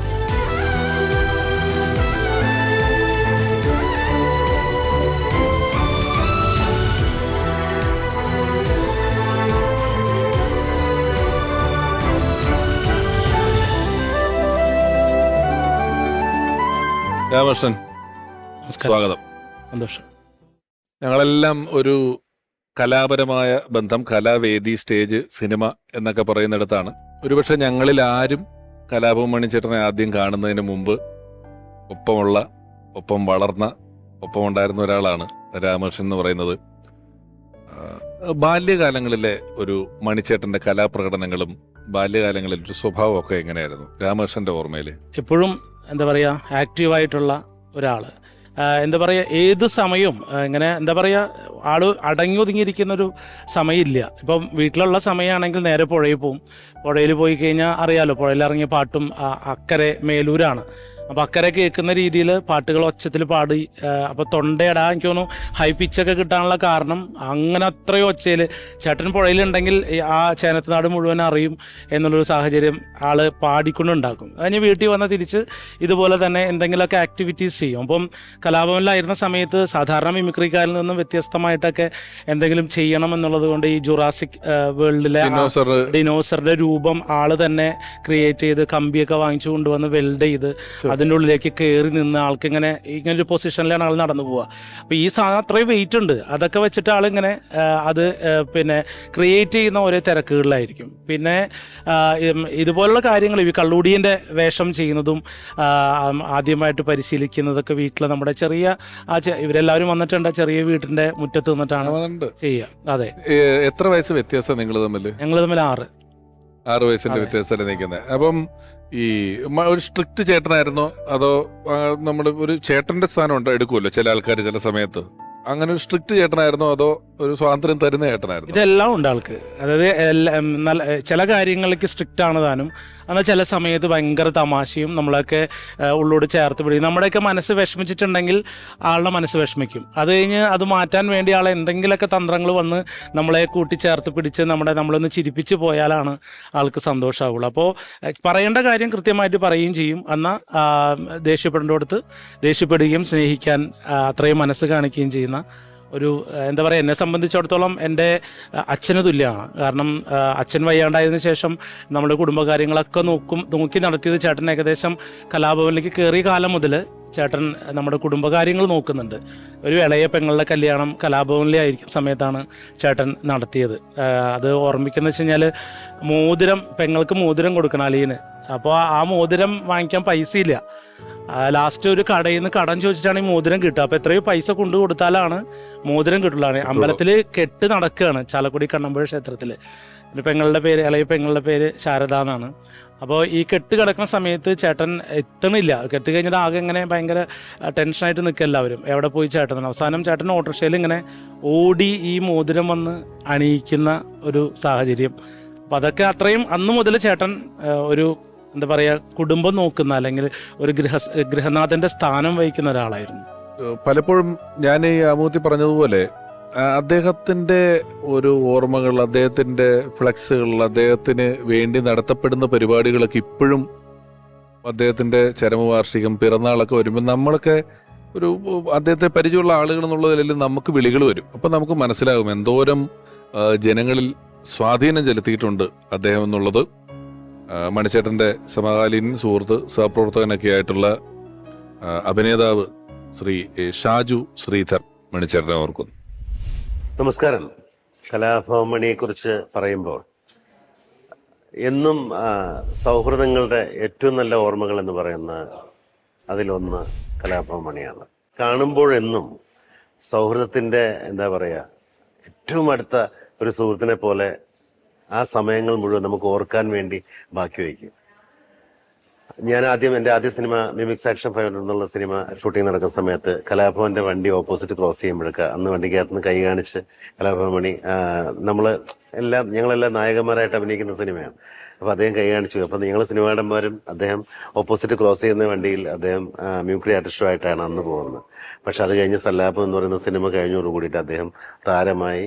എന്ന് മിമിക്രി കാലത്തുണ്ടായിരുന്ന സൗഹൃദമുണ്ടോ അതേപോലെ തന്നെയാണ് അദ്ദേഹം സിനിമയിലും നമ്മളോട് പെരുമാറുന്നത്. നമ്മളെ വന്നു കഴിഞ്ഞ് നമ്മളങ്ങ് ചേർത്ത് നിർത്തും. പ്രത്യേകിച്ച് മിമിക്രിക്കാരെന്ന് പറയുന്ന അദ്ദേഹത്തിൻ്റെ ഏറ്റവും വലിയ അടുപ്പം, ഏറ്റവും വലിയ ബന്ധം എന്ന് പറയുന്നത് മിമിക്രിക്കാരനെന്ന് പറയുമ്പോൾ അദ്ദേഹം ചേർത്തങ്ങ് നിർത്തും. നമ്മൾ ഒരു കുടുംബമാണെന്നുള്ള രീതിയിൽ എല്ലാവരോടും അങ്ങനെയാണ് അദ്ദേഹം. പക്ഷെ ചേർത്ത് നിർത്തി നമ്മൾ പിന്നെ വിടില്ല, നമ്മുടെ കൂടെ തന്നെ ആയിരിക്കും. എനിക്കെന്നും നല്ല ഓർമ്മകൾ മാത്രം സമ്മാനിച്ചിട്ടുള്ള ഒരാളാണ് കലാഭവൻ. ഒരുപക്ഷെ ഈ മണിച്ചേട്ടൻ നിങ്ങളുടെ വീട്ടിൽ നിന്നൊരു കലയിലെത്തി സിനിമയിലെത്തി ഉണ്ടാകും നമ്മളുടെ ഇത്തരത്തിലുള്ള ഒരു കുറവുകള് പരിഹരിക്കുന്ന ഒരു കാലഘട്ടത്തിലേക്ക് വരുന്നുണ്ടല്ലോ. അപ്പൊ മണിച്ചേട്ടൻ തന്ന രാമകൃഷ്ണൻ തന്നിട്ടുള്ള ഗിഫ്റ്റുകൾ, ഒരു ഗിഫ്റ്റ് ഓർമ്മയുള്ളത് പറയാൻ പറഞ്ഞാൽ ഏറ്റവും പ്രഷ്യസ് ആയ ഒരു ഗിഫ്റ്റ് എന്തെന്നായിരിക്കും? ഈ കലാജീവിതത്തിൽ ചേട്ടൻ എപ്പോഴും പറയുന്നത് നമുക്ക് നല്ല കലാകാരന്മാരാവണം. ഏറ്റവും അതായത് നമ്മൾക്ക് ആരും മുൻപിലില്ല. അച്ഛനും അമ്മയും ഇൻബോണായിട്ട് അവരൊക്കെ പാട്ട് പാടും, സിസ്റ്റേഴ്സ് പാടും. പക്ഷേ ഒരു വേദിയിലേക്ക് കൊണ്ടുപോകാനോ അല്ലെങ്കിൽ അത്തരം വഴികൾ കാണിച്ചു തരാനോ ആരുമില്ല. അപ്പോൾ ചേട്ടൻ എപ്പോഴും പറയും നമുക്ക് നല്ല കലാകാരന്മായി വളരണം എന്നുള്ള രീതിയിൽ ഉപദേശം തരാറുണ്ട്. അപ്പോൾ എന്നെ സംബന്ധിച്ചിടത്തോളം ഞാൻ ചെറുപ്പത്തിലേ ഇങ്ങനെ ഡാൻസ് കളിക്കും. അപ്പം ഞാനും ആദർശയ്ക്ക് ആദ്യമായിട്ട് കാണുന്നത് ഇപ്പം എൻ്റെ ഓർമ്മയിൽ വരുന്നത് ചേട്ടൻ്റെ ജീവിതകഥ വെള്ളി നക്ഷത്രത്തിൽ എഴുതിയിരുന്നു. അപ്പോൾ അതിൻ്റെ ഒരു പ്രകാശന കർമ്മം തിരുവനന്തപുരം TDM ഹാളിൽ വെച്ചിട്ട് നടക്കണ്ടായിരുന്നു. അപ്പോൾ ആദ്യം ഞാനന്നൊരു ചെറിയ പെർഫോമൻസ്, ഒരു നാടോടി നൃത്തം, ക്ലാസിക്കലൊന്നും പഠിക്കുന്നില്ല ആ സമയത്ത്. അപ്പോൾ ഇക്ക അന്ന് റൂമിലേക്ക് വരികയും അപ്പോൾ ഇക്ക വന്ന സമയത്ത് ഞാൻ ജസ്റ്റ് ഒന്ന് ഉറങ്ങി. എന്നിട്ട് ചേട്ടൻ തട്ടി വിളിച്ചിട്ട് എങ്ങനെയൊക്കെ ഇതാണ് ആദർശ എന്ന് പറഞ്ഞ് പരിചയപ്പെട്ട ഒരു കാര്യം പെട്ടെന്ന് ഇങ്ങനെ ഇവിടെ വന്നപ്പോൾ എന്നെ ഓർമ്മ വരികയാണ്. അപ്പോൾ ചേട്ടനെ എനിക്ക് മത്സരിക്കണം ആദ്യമായിട്ട്. കാരണം അത്രയും നാൾ നമ്മൾ നൃത്തം പഠിച്ചിട്ട് ഒരു വേദിയില്ല. എല്ലാ കലാമത്സരങ്ങളും നമ്മൾ കാണാൻ വേണ്ടി പോയിരിക്കും. അപ്പോൾ ചേട്ടനൊക്കെ വലുതായി സാമ്പത്തികമൊക്കെ ആയിട്ട് സെറ്റപ്പായി കഴിഞ്ഞപ്പം എനിക്ക് അന്ന് കളിക്കണം. ഒരു MG യൂണിവേഴ്സിറ്റി കലോത്സവത്തിൽ, ഇപ്പം നമ്മുടെ തൃപ്പൂണിത്തുറ RLV കോളേജിലാണ് ഞാൻ പഠിച്ചുകൊണ്ടിരുന്നത്. അപ്പോൾ ആ സമയം അത് കോളേജ് യൂണിവേഴ്സിറ്റിക്ക് അഫിലിയേഷൻ കിട്ടിയ ആദ്യ വർഷം. അപ്പോൾ അങ്ങനെ കലോത്സവത്തിൽ പങ്കെടുക്കാനുള്ള ഒരു ചാൻസ് കിട്ടി കഴിഞ്ഞപ്പം ഒരുപാട് ഐറ്റംസുകളുണ്ട്. നൃത്തം, പിന്നെ ഓട്ടംതുള്ളൽ, ഫാൻസി ഡ്രസ്സൊക്കെ ഉണ്ടായിരുന്നു. അപ്പോൾ എൻ്റെ വിചാരം ചേട്ടൻ സിനിമാ നടനായി, അപ്പോൾ എനിക്ക് എല്ലാ കാര്യത്തിലും ഇനി ചേട്ടൻ്റെ പിന്തുണ ഉണ്ടാവും എന്ന് വിചാരിച്ചു. അപ്പോൾ ഞാൻ ചേട്ടനോട് ചെന്ന് പറഞ്ഞു എനിക്കിങ്ങനെ മത്സരിക്കാൻ പോകണം. അപ്പോൾ അതിന് സാമ്പത്തികം ആവശ്യമുണ്ടല്ലോ, നൃത്ത മത്സരമായതുകൊണ്ട്. അപ്പോൾ ചേട്ടൻ തരും എന്നുള്ള ഇതിൽ ചേട്ടനോട് വലിയ കാര്യത്തിൽ പോയി ചോദിച്ചു. അപ്പോൾ ചേട്ടൻ പറഞ്ഞു നമുക്കൊന്നും മത്സരം ചേർന്നല്ല, അതിൻ്റെ കലാമത്സരങ്ങൾക്ക് പോകണ്ട, കലയെ ജീവിത സബരിയാക്കി കൊണ്ടുപോകണം, അതുകൊണ്ട് മത്സരിക്കാൻ പോകണ്ടെന്ന് പറഞ്ഞു. പക്ഷെ എൻ്റെ കുഞ്ഞു കുട്ടിയിൽ ആ ത്വര എപ്പോഴും ഇങ്ങനെ ഉള്ളിൽ കിടന്നിട്ട് ചേട്ടൻ്റെ ഡ്രൈവർമാരോടും അല്ലെങ്കിൽ കൂടെ പോണ അവരോടൊക്കെ ഞാനിങ്ങനെ എപ്പോഴും ഫോൺ ചെയ്തുകൊണ്ടിരിക്കും. പൈസയുടെ കാര്യം പറയുന്നത്. അവൻ അവസാനം ചേട്ടൻ കുറച്ച് പൈസ തന്നു എനിക്ക്, ഇത്രയും കൊണ്ടുപോയാൽ മതി. പക്ഷെ നമുക്ക് ഇത് കൊണ്ടുപോയിട്ട് അവിടെ ഒന്നും നടക്കാൻ പോകുന്നില്ല. ഓരോ ദിവസം ഓർക്കസ്ട്ര വെച്ച് കളിക്കണം. വലിയ കോളേജുകളാണ്, സെൻറ്റ് തെരേസാസും മഹാരാജാസിൻ്റെ ഒക്കെ. ഈ പാവപ്പെട്ട കോളേജിലെ പിള്ളേർ മത്സരിക്കുമ്പോൾ അതിനൊപ്പം നിന്ന് മത്സരിച്ചാലേ പറ്റുള്ളൂ. അങ്ങനെ ഞാൻ അവിടെ ചെന്നു. പിന്നെ അവിടെ ചെന്നപ്പോൾ ഈ ഒരു സാമ്പത്തികം മതിയാവില്ല. അപ്പോൾ ചേട്ടൻ ആദ്യമായിട്ട് ഗൾഫിൽ പോയപ്പോൾ എനിക്കൊരു സച്ചിൻ്റെ കൈച്ചെയിൻ എനിക്ക് കൊണ്ടുവന്നിട്ടുണ്ടായിരുന്നു. അപ്പോൾ ഞാൻ എന്ത് ചെയ്തു, അറിയാം വീട്ടിൽ ചെന്ന് പുലിവാലായിരിക്കും എന്നറിയാം, പക്ഷേ ഈ കൈച്ചെയിൻ ഞാൻ അവിടെ കൊണ്ടുപോയി ഒരു കടയിൽ വിറ്റു ഞാൻ. കാരണം എനിക്ക് മത്സരത്തിന് പങ്കെടുക്കാൻ വേണ്ടിയിട്ട്. അത് കഴിഞ്ഞ് അവിടെ ആ സമയം ആകാശത്തിലെ പറവുകൾ എന്ന് പറഞ്ഞ ഷൂട്ടിംഗ് നടക്കുന്നുണ്ട്, അവിടെ കോട്ടയത്താണ് നടക്കുന്നത്. അപ്പോൾ ആദ്യത്തെ ദിവസം ഫ്രണ്ട് പേജിൽ വാർത്ത വന്നു, കലാഭവൻ മണിയുടെ അനുജന് ഭരതനാട്യത്തിൽ 1ാം സ്ഥാനം. അപ്പോൾ നമ്മുടെ പേരില്ല, അങ്ങനെ വന്നു. രണ്ടാമത്തെ ദിവസം അടുത്ത മത്സരമാണ്, പെൺകുട്ടികളൊപ്പം മത്സരിക്കുന്നത്. രണ്ടാമത്തെ ദിവസം വന്നു കലാഭവൻ മണിയുടെ അനുജന് കുച്ചിപ്പുടിയിൽ പെൺകുട്ടികളെ പിന്തള്ളിക്കൊണ്ട് 1ാം സ്ഥാനം. അവസാനത്തെ ദിവസം വന്നു ചിരിയുടെ അനുജൻ ചിലങ്കയുടെ തോഴൻ, കലാഭവൻ മണിയുടെ അനുജൻ കലാപ്രതിഭ എന്ന് പറഞ്ഞിട്ട്. അപ്പോൾ നമുക്കിതൊന്നും ചേട്ടനെ വിളിച്ചറിയിക്കാനോ അല്ലെങ്കിൽ ഒന്നുമില്ല. അപ്പോൾ അവിടെ നിന്ന് മനോരമ ഓഫീസിൽ നിന്ന് ഒരാൾ പറഞ്ഞു എൻ്റെ കൂടെ പോരെ. എന്നിട്ട് അവിടെ നിന്ന് ഡയൽ ചെയ്തു, ലാൻഡ് ഫോണിൽ നിന്ന് വിളിച്ചിട്ട്. അപ്പോൾ ചേട്ടനെ കിട്ടിയില്ല. അത് കഴിഞ്ഞ് എല്ലാം കഴിഞ്ഞു. സമ്മാനം വാങ്ങിക്കാൻ നമ്മുടെ മുരളി സാറാണ് അവിടെ നിന്ന് ചീഫ് ഗസ്റ്റായിരുന്നത്. നമ്മുടെ കോട്ടയം ബസേലിയസ് കോളേജിൻ്റെ ആ ഒരു ഓഡിറ്റോറിയത്തിലാണ്. അപ്പം ഇങ്ങനെ സമ്മാനം വാങ്ങിക്കാൻ ഇരിക്കുന്ന സമയത്ത് പുറകിൽ നിന്ന് ഭയങ്കര ഒരു ആരവം കേൾക്കുന്നുണ്ട്.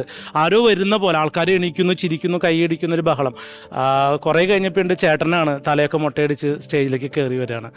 അപ്പോൾ പിന്നെ കലാപ്രതിഭയുടെ സമ്മാനം വാങ്ങിക്കാൻ വേണ്ടി സ്റ്റേജിലേക്ക് വിളിച്ചപ്പോൾ കോളേജിലെ മുഴുവൻ പിള്ളേർ ഇങ്ങനെ രാമ രാജകുമാര, RLVയുടെ രാജകുമാര എന്നൊക്കെ പറഞ്ഞ് വിളിച്ചിരിക്കുമ്പോൾ സമ്മാനം വാങ്ങിക്കാൻ നിൽക്കുന്ന സമയത്ത് ചേട്ടൻ ഇങ്ങനെ കൈമ പിടിച്ച് വലിച്ചിട്ട് ഇങ്ങനെ ഒരുപാട് സമയം ഇങ്ങനെ മുറുക്കി കെട്ടിപ്പിടിച്ചു നിന്നിട്ട് പിന്നെ ചേട്ടൻ പ്രസംഗിക്കുന്ന സമയത്ത് പറഞ്ഞു, മുരളി സാറ് പറഞ്ഞു, ഞാൻ ഒരു അധികാരം കയ്യിലെടുക്കുകയാണ്, ഈ സമ്മാനം ഞാൻ ഇവന് കൊടുക്കട്ടെ എൻ്റെ കൈ കൊണ്ട് എന്ന് പറഞ്ഞു. അങ്ങനെ ചേട്ടൻ്റെ കയ്യിൽ നിന്നാണ് ആ സമ്മാനം എനിക്ക് തന്നത്. ചേട്ടൻ പറഞ്ഞത് അതായത് മണിച്ചേട്ടൻ മത്സരിക്കാൻ പോണ സമയത്ത് ഒരു നാരങ്ങ വെള്ളം കുടിക്കാൻ പോലും 10 പൈസ കയ്യിലില്ല. അപ്പോൾ ഇവന് ഇങ്ങനെ ഞാൻ മുഴുവൻ പൈസ കൊടുക്കുകയാണെങ്കിൽ അത് മത്സരിക്കാനും സമ്മാനം നേടാനുള്ളൊരു വാശി ഉണ്ടാവാൻ വേണ്ടിയിട്ടാണ് ഞാൻ അങ്ങനെ അവനെ പറഞ്ഞു വിട്ടത്. പക്ഷെ അവൻ എന്നെ മധുരതരമായി പകരം വീട്ടി. കാരണം ഒരു ദിവസം പത്രത്തിൽ പോലും അവൻ്റെ പേര് വന്നില്ല, എൻ്റെ പേരാണ് അച്ചടിച്ച് വന്നത്.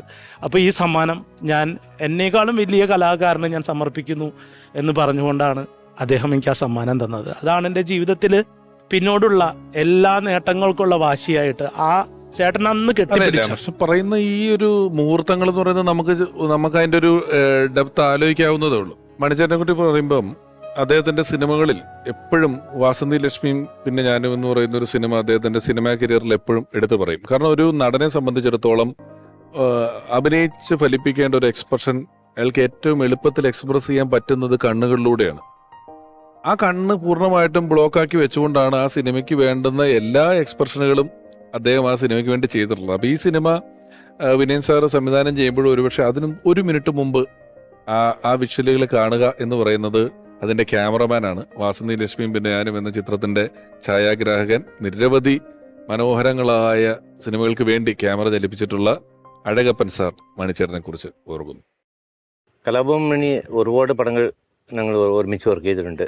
പക്ഷെ ഞാൻ കുറേ കാലമായിട്ട് പുള്ളിയുടെ ഒരു സ്ലാപ്സ്റ്റിക് കോമഡിയും സറ്റയർ കോമഡിയും എക്സാഗ്രേറ്റഡ് കോമഡി അങ്ങനെ പല കോമഡി പടങ്ങൾ വർക്ക് ചെയ്തുകൊണ്ടിരിക്കുമ്പോഴാണ് എനിക്ക് വാസന്തി ലക്ഷ്മി വർക്ക് ചെയ്യാൻ ഒരു അവസരം കിട്ടി. അപ്പോൾ വാസന്തി ലക്ഷ്മി ടോട്ടലി ഒരു ബ്ലൈൻഡ് സബ്ജക്റ്റാണ്. അപ്പോൾ അത് എങ്ങനെയാണ് അത് ചെയ്യണമെന്ന് എനിക്ക് തന്നെ കൺഫ്യൂഷനായി. ലൈറ്റിങ്ങിൽ എന്തെങ്കിലും മാറി പിടിക്കണോ അല്ലെങ്കിൽ ക്യാമറ ആംഗിളിൽ മാറ്റി പിടിക്കണോ കൺഫ്യൂഷനിലിരിക്കുമ്പോഴാണ് മണി വന്ന് എൻ്റെ അടുത്ത് അഴകപ്പൻ സാർ ഞാൻ ഒരു ദിവസം ഞാൻ ഒരു ട്രയലിൽ വന്ന് മീറ്റ് ചെയ്യണമെന്ന് പറഞ്ഞ് അങ്ങനെ ഞാൻ കൊച്ചിക്ക് വന്നപ്പം എൻ്റെ റൂമിലേക്ക് വന്ന് ഞാൻ താമസിച്ച റൂമിൽ വന്ന് അദ്ദേഹം പ്ലേ ചെയ്ത് കാണിച്ചു പുള്ളി അഭിനയിക്കാൻ പോകുന്ന സീൻസുകളൊക്കെ. ഞാൻ ഞെട്ടിപ്പോയി. കാരണം കണ്ണ് അത് ബ്ലൈൻഡാ ഇല്ല റിയൽ മണി എന്ത് ചെയ്ത് കോണ്ടാക്ട് ലെൻസ് ഇട്ടാണ്. എനിക്ക് ഭയങ്കര കൺഫ്യൂഷൻ. സെയിം ഐസ് തന്നെ ലിഫ്റ്റ് ചെയ്ത് മേളിൽ പോകുന്ന ഒരു എക്സസൈസ് എത്രയോ മാസങ്ങളായിട്ട് ചെയ്ത് പുള്ളി സെൽഫ് പ്രാക്ടീസ് ചെയ്ത് വന്നവർ. സോ ആക്ടറുടെ ഡെഡിക്കേഷനെല്ലാം കണ്ട്. അതേപോലെ കലാഭവൻ മണി നമ്മൾ എന്ത് ഹോസ് ലൈറ്റ് ആണെങ്കിൽ ഏത് ടൈപ്പ് ഓഫ് ലൈറ്റിങ്ങിൽ ചെയ്താൽ എനിക്ക് സ്ട്രെയിൻ ചെയ്യരുതെന്ന് ഉള്ളിയുടെ ഒരാറിന് അങ്ങനെ വാസന്തി ലക്ഷ്മി ചെയ്തു. പിന്നെ അതെക്കാട്ടിലും വേറൊരു ഹ്യൂമർ വെരി ടഫ് ഹ്യൂമറിലുള്ള ചെയ്തതാണ് കരുമാടിക്കുട്ടൻ. അതും വളരെ ടഫ് ഫിലിമായിരുന്നു. ഷാരടി എന്നെ ഒരിക്കൽ ഞാൻ മണിച്ചേട്ടനെ വിളിച്ചപ്പോൾ മണിച്ചേട്ടൻ എവിടെയുണ്ട് നീ? ഞാൻ പറഞ്ഞ് ചാലക്കുടി വഴി പോവുകയാണ് എന്ന് പറഞ്ഞു കഴിഞ്ഞപ്പോൾ എന്നോട് പറഞ്ഞ് എന്നെ ഇവിടെ ഇറങ്ങൂ എന്ന് പറഞ്ഞു. അങ്ങനെ ഞാൻ അവിടെ ഇറങ്ങിയപ്പോൾ ഒരു കാവ്യ കൊണ്ട കൊടുത്ത് ഒരു ബുള്ളറ്റിന് വന്ന് ഇതിൽ എന്നെ ബുള്ളറ്റിൽ കയറ്റിയിട്ട് എല്ലായിടത്തും മണിക്കൂടാരം എന്ന് പറഞ്ഞൊരു നേരെ വീടുകൾ എല്ലായിടത്തും കൊണ്ടേ കാണിച്ചു. ഇവരെ തറവാട്ടിൽ കൊണ്ടുപോയി. അന്ന് അമ്മയുണ്ട്, അമ്മേനെയൊക്കെ പരിചയപ്പെടുത്തി എല്ലാം കഴിഞ്ഞു. പിന്നെ ഒരിക്കലൊരു സഹോദരിയുടെ പെങ്ങളുടെ കല്യാണത്തിനോ എന്തിനോ പെങ്ങളുടെ മോളുടെ കല്യാണത്തിനോ എന്നെ വിളിച്ചിട്ട് ഞാനവിടെ രാത്രി ഒരുപാട് വൈകിയാണ് ഹൈദരാബാദിൽ നിന്ന് വന്ന് ഒരുപാട് രാത്രിയായി. അപ്പോൾ മണിച്ചേട്ടൻ കിടക്കണേ. ഞാൻ മണിച്ചേട്ടൻ്റെ വീട്ടില്ല. അപ്പോൾ മണിച്ചേട്ടൻ്റെ വീട്ടിലധികം സുഹൃത്തുക്കളൊന്നും അങ്ങനെ കയറിയിട്ടൊന്നുമില്ല. ഞാൻ കയറി മണിച്ചേട്ടനെ തട്ടി വിളിച്ചിട്ട് അയ്യോ എന്താണ് ഇത്ര വൈകിയത്? ഞാൻ ഹൈദരാബാദിൽ നിന്ന് വന്ന വഴിയാണ്, അപ്പോൾ അങ്ങനെയാണെന്നൊക്കെ പറഞ്ഞിട്ട് എൻ്റെ വൈഫിനെയൊക്കെ പരിചയപ്പെടുത്തി അങ്ങനെയൊക്കെ പോകുന്നുണ്ട്. അപ്പോൾ ഒരു സ്നേഹം കാണിക്കണതിൽ ഈ പറഞ്ഞ രാമകൃഷ്ണൻ്റെ കാര്യത്തിലാണെങ്കിൽ രാമകൃഷ്ണന് പണ്ടത്തെ പോലെയല്ലേ ഇപ്പോൾ ഒരുപാട് ശിഷ്യഗണങ്ങളുണ്ട്, നമ്മളെല്ലാം കാണുന്നുണ്ട്. പണ്ടത്തെ ഒരു രാമകൃഷ്ണനിൽ നിന്ന് മാറിയിട്ട് ഒരുപാട് ശിഷ്യഗണങ്ങളുണ്ട് അല്ലേ? അതെ. എത്ര പേരുണ്ട് ഇപ്പോൾ ഏകദേശം എണ്ണി നോക്കിയിട്ടില്ല. ഇത് ചേട്ടൻ വെച്ച് തന്ന നമ്മുടെ കലാസ്ഥാപനം, അതായത് അച്ഛൻ്റെ പേരിൽ 2013 ചേട്ടൻ ഒരു കലാസ്ഥാപനം വെച്ച് തന്നിരുന്നല്ലോ. അപ്പോൾ അവിടെ ചേട്ടൻ പറഞ്ഞിട്ടുള്ളതെന്ന് വെച്ച് കഴിഞ്ഞാൽ നമ്മൾക്ക് കല പഠിക്കാനുണ്ടായ ഒരു ബുദ്ധിമുട്ടുണ്ടല്ലോ, സാഹചര്യങ്ങൾ, അത് ഇനി വരുന്ന അല്ലെങ്കിൽ കലയെ ഇഷ്ടപ്പെടുന്ന വരുന്ന ഒരു കുട്ടിക്ക് സാമ്പത്തിക ബുദ്ധിമുട്ടാണെങ്കിൽ അല്ലെങ്കിൽ മറ്റേതെങ്കിലും തരത്തിലുള്ള ബുദ്ധിമുട്ടാണെങ്കിൽ അത് ഉണ്ടാവരുത് എന്നുള്ളത് കൊണ്ടാണ് അദ്ദേഹം അച്ഛൻ്റെ അമ്മയുടെയും പേരിൽ ആ സ്മാരകം വെച്ചിട്ടുള്ളത്. അപ്പോൾ അവിടെ നമ്മൾ വേറെ എവിടെയും പോകാണ്ട് ഒരുപക്ഷെ നമുക്കൊരു അവിടെ നിന്ന് ഒരു ലാഭമോ അല്ലെങ്കിൽ ജീവിക്കാനുള്ള നിവൃത്തിയൊന്നും അവിടെ നിന്ന് ഇല്ലെങ്കിൽ പോലും നമ്മളവിടെ ഇപ്പോഴും ചേട്ടൻ പറഞ്ഞു തന്ന വാക്കിനെ അർത്ഥവത്താക്കിക്കൊണ്ട് വരുന്ന ഒരുപാട് കലാകാരന്മാർക്കും കലാകാരികൾക്കും അവിടെ ക്ലാസ് എടുക്കുന്നുണ്ട്. കുട്ടികളുടെ എണ്ണം നോക്കാറില്ല, വരുന്നവർ വരും, പഠിക്കുന്നു, നമ്മളെ കൊണ്ടാവുന്നത് ചെയ്യുന്നു. ഫീസ് തരാൻ പറ്റുന്നവർ ഫീസ് തരുന്നു, ഇല്ലാത്തവർക്ക് സാമ്പത്തിക സഹായങ്ങൾ അല്ലെങ്കിൽ ഫീസിൻ്റെ ആനുകൂല്യങ്ങൾ കൊടുത്തുകൊണ്ട് നമ്മൾ പഠിപ്പിക്കുന്നു. ഈ മണിച്ചേട്ടൻ എനിക്ക് ഓർമ്മ ശരിയാണെങ്കിൽ ആറ്റിങ്ങൽ ഭാഗത്തുള്ള ഒരു കുട്ടിക്ക് കണ്ണ് ഓപ്പറേഷന് പൈസ കൊടുക്കാൻ തീരുമാനിക്കുകയും ആ പൈസ കൊടുക്കുന്ന ചടങ്ങിന് അദ്ദേഹത്തിന്റെ വീടിനടുത്ത് പുഴയുടെ തീരത്ത് പ്രോഗ്രാം വെക്കുകയും ചെയ്തു. അന്ന് ഞാൻ സലീം കുമാറിന്റെ ട്രൂപ്പിലാണ്. അപ്പൊ സലീമേട്ടനായിട്ട് വിളിച്ചിട്ട് പറഞ്ഞു, എടാ നിന്റെ ട്രൂപ്പിലുള്ളവരെ ഒന്ന് ഇങ്ങോട്ട് വിടുവോ, ഒരു പരിപാടിക്ക് വേണ്ടിയിട്ടാണെന്ന് പറഞ്ഞു. അപ്പോൾ സലീമേട്ടനോട് എത്ര രൂപ പരിപാടിക്ക് എന്ന് ചോദിച്ചപ്പം സലീമേട്ടൻ പറഞ്ഞു നിന്റെ പരിപാടിക്ക് അങ്ങനൊന്നുമില്ല, വലിയ പ്രശ്നങ്ങളൊന്നും ഇല്ല എന്ന് പറഞ്ഞ് ഞങ്ങൾ അവിടെ പോയി. പക്ഷെ സലീമേട്ടൻ നമുക്ക് പൈസ തരാന്നുള്ള സെറ്റപ്പിലാണ്. സലീമേട്ടൻ പൈസ തരും, ഞങ്ങളവിടെ പരിപാടി ചെയ്തപ്പോൾ പരിപാടി ചെയ്ത് കഴിഞ്ഞ് ഞങ്ങൾ വണ്ടി കയറിയപ്പം എനിക്ക് ഒരു മണിച്ചേട്ടൻ വന്നിട്ട് ഞങ്ങൾക്ക് എല്ലാവർക്കും കൂടെ കുറേ പൈസ തന്നിട്ട് അവൻ സലീമിനോട് പറയണ്ട കേട്ടോ, ഞാൻ പൈസ ഒന്നും പറയണ്ട, അവൻ ചിലപ്പോൾ അത് ഇതൊക്കെ പറയും, നിങ്ങളെടുത്ത് ആരോടും പറയാൻ നിൽക്കണ്ടെന്ന് പറഞ്ഞിട്ട് നമുക്ക് എല്ലാവർക്കും അന്ന് കുറച്ച് പൈസ തരികയും വിടുകയൊക്കെ ചെയ്തു. മണിച്ചേട്ടൻ്റെ ഒരു ജീവിത കഥ അല്ലെങ്കിൽ മണിച്ചേട്ടൻ്റെതെന്ന് നമുക്ക് അവകാശപ്പെടാവുന്നൊരു കഥ സിനിമയായി വന്നു. അതിനുശേഷം ചാലക്കുടിക്കാരൻ ചങ്ങാതി എന്നാണ്. അന്ന് ഇവിടെ ഒരുപാട് കലാകാരന്മാരുണ്ടെങ്കിലും ആ ചിത്രത്തിൽ ആ റോൾ അഭിനയിക്കാനുള്ള ഭാഗ്യമുണ്ടായ നമ്മുടെ സഹപ്രവർത്തനായിട്ടുള്ള സെന്തിൽ എന്ന് പറയുന്ന രാജാമണി സെന്തിലിനാണ്. സെന്തിൽ അദ്ദേഹത്തെ ഓർക്കുന്നു. എനിക്ക് കിട്ടിയ ഏറ്റവും വലിയ ഭാഗ്യമാണ് മണിച്ചേട്ടൻ്റെ ജീവിതത്തെ ആസ്പദമാക്കി വിനയൻ സാറ് ഒരുക്കിയ സിനിമയായിരുന്നു ചാലക്കുടിക്കാരൻ ചങ്ങാതി. അതിലെ നായക കഥാപാത്രത്തെ അവതരിപ്പിക്കാനുള്ള അവസരം കിട്ടിയത് സിനിമയിൽ ചെറിയ ചെറിയ വേഷങ്ങൾ ചെയ്ത് നടന്ന എന്നെ സംബന്ധിച്ച് ഒരു വലിയ ഭാഗ്യമായിരുന്നു. അതിനവസരം തന്ന എൻ്റെ പ്രിയപ്പെട്ട വിനയൻ സാറിന് ഈ അവസരത്തിൽ നന്ദി അറിയിക്കുകയാണ്. അഭിനയം മാത്രമല്ല, പാട്ടായാലും ഡാൻസ് ആയാലും സ്റ്റേജ് പരിപാടികളായാലും അദ്ദേഹത്തിൻ്റെ കാരുണ്യ പ്രവർത്തനങ്ങളായാലും എല്ലാ കാര്യങ്ങളിലൂടെയും പ്രേക്ഷകരുടെ ഇടയിൽ വളരെയധികം സ്വാധീനം നേടിയ ഒരാളാണ് മണിച്ചേട്ടൻ. അപ്പോൾ അങ്ങനെയുള്ള ഒരാളിനെ സിനിമയിൽ അവതരിപ്പിക്കുക എന്ന് പറയുമ്പോൾ ഒരേ സമയം അതൊരു അവസരവുമാണ്, എന്നാൽ അതൊരു വലിയ ഉത്തരവാദിത്വമാണ്. പക്ഷേ എന്നെക്കൊണ്ട് പറ്റുന്ന രീതിയിൽ ആ കഥാപാത്രത്തെ ഞാൻ നന്നായി അവതരിപ്പിക്കാൻ ശ്രമിച്ചു. അത് പ്രേക്ഷകർ ഇരു കൈനീട്ടി സ്വീകരിച്ചു. അതിലൊരുപാട് സന്തോഷം. മണിച്ചേട്ടൻ്റെ വിയോഗം നമുക്കെന്നും ഒരു തീരാ നഷ്ടമാണ്. കാരണം അദ്ദേഹം ജീവിച്ചിരുന്നെങ്കിൽ ഒരുപാട് സിനിമകളിലൂടെ, ഒരുപാട് കഥാപാത്രങ്ങളിലൂടെ, ഒരുപാട് പാട്ടുകളിലൂടെ നമ്മളെ ഒരുപാട് രസിപ്പിച്ചേനെ. അദ്ദേഹത്തിൻ്റെ മരിക്കാത്ത ഓർമ്മകൾക്ക് മുന്നിൽ ഹൃദയാഞ്ജലി നേരുന്നു. വിനയൻ സാറിൻ്റെ ഈ പടത്തിൽ അഭിനയിക്കാൻ വിളിച്ചു, അനിയനായിട്ട് ചെയ്യണം എന്ന് പറഞ്ഞു.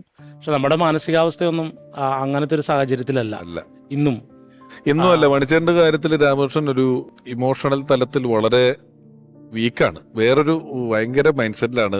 അത് നമുക്ക് ആ തകർച്ച എന്ന് പറയുന്നത് നമുക്ക് ഇപ്പോഴും അക്സെപ്റ്റ് ചെയ്യാൻ പറ്റിയിട്ടില്ല.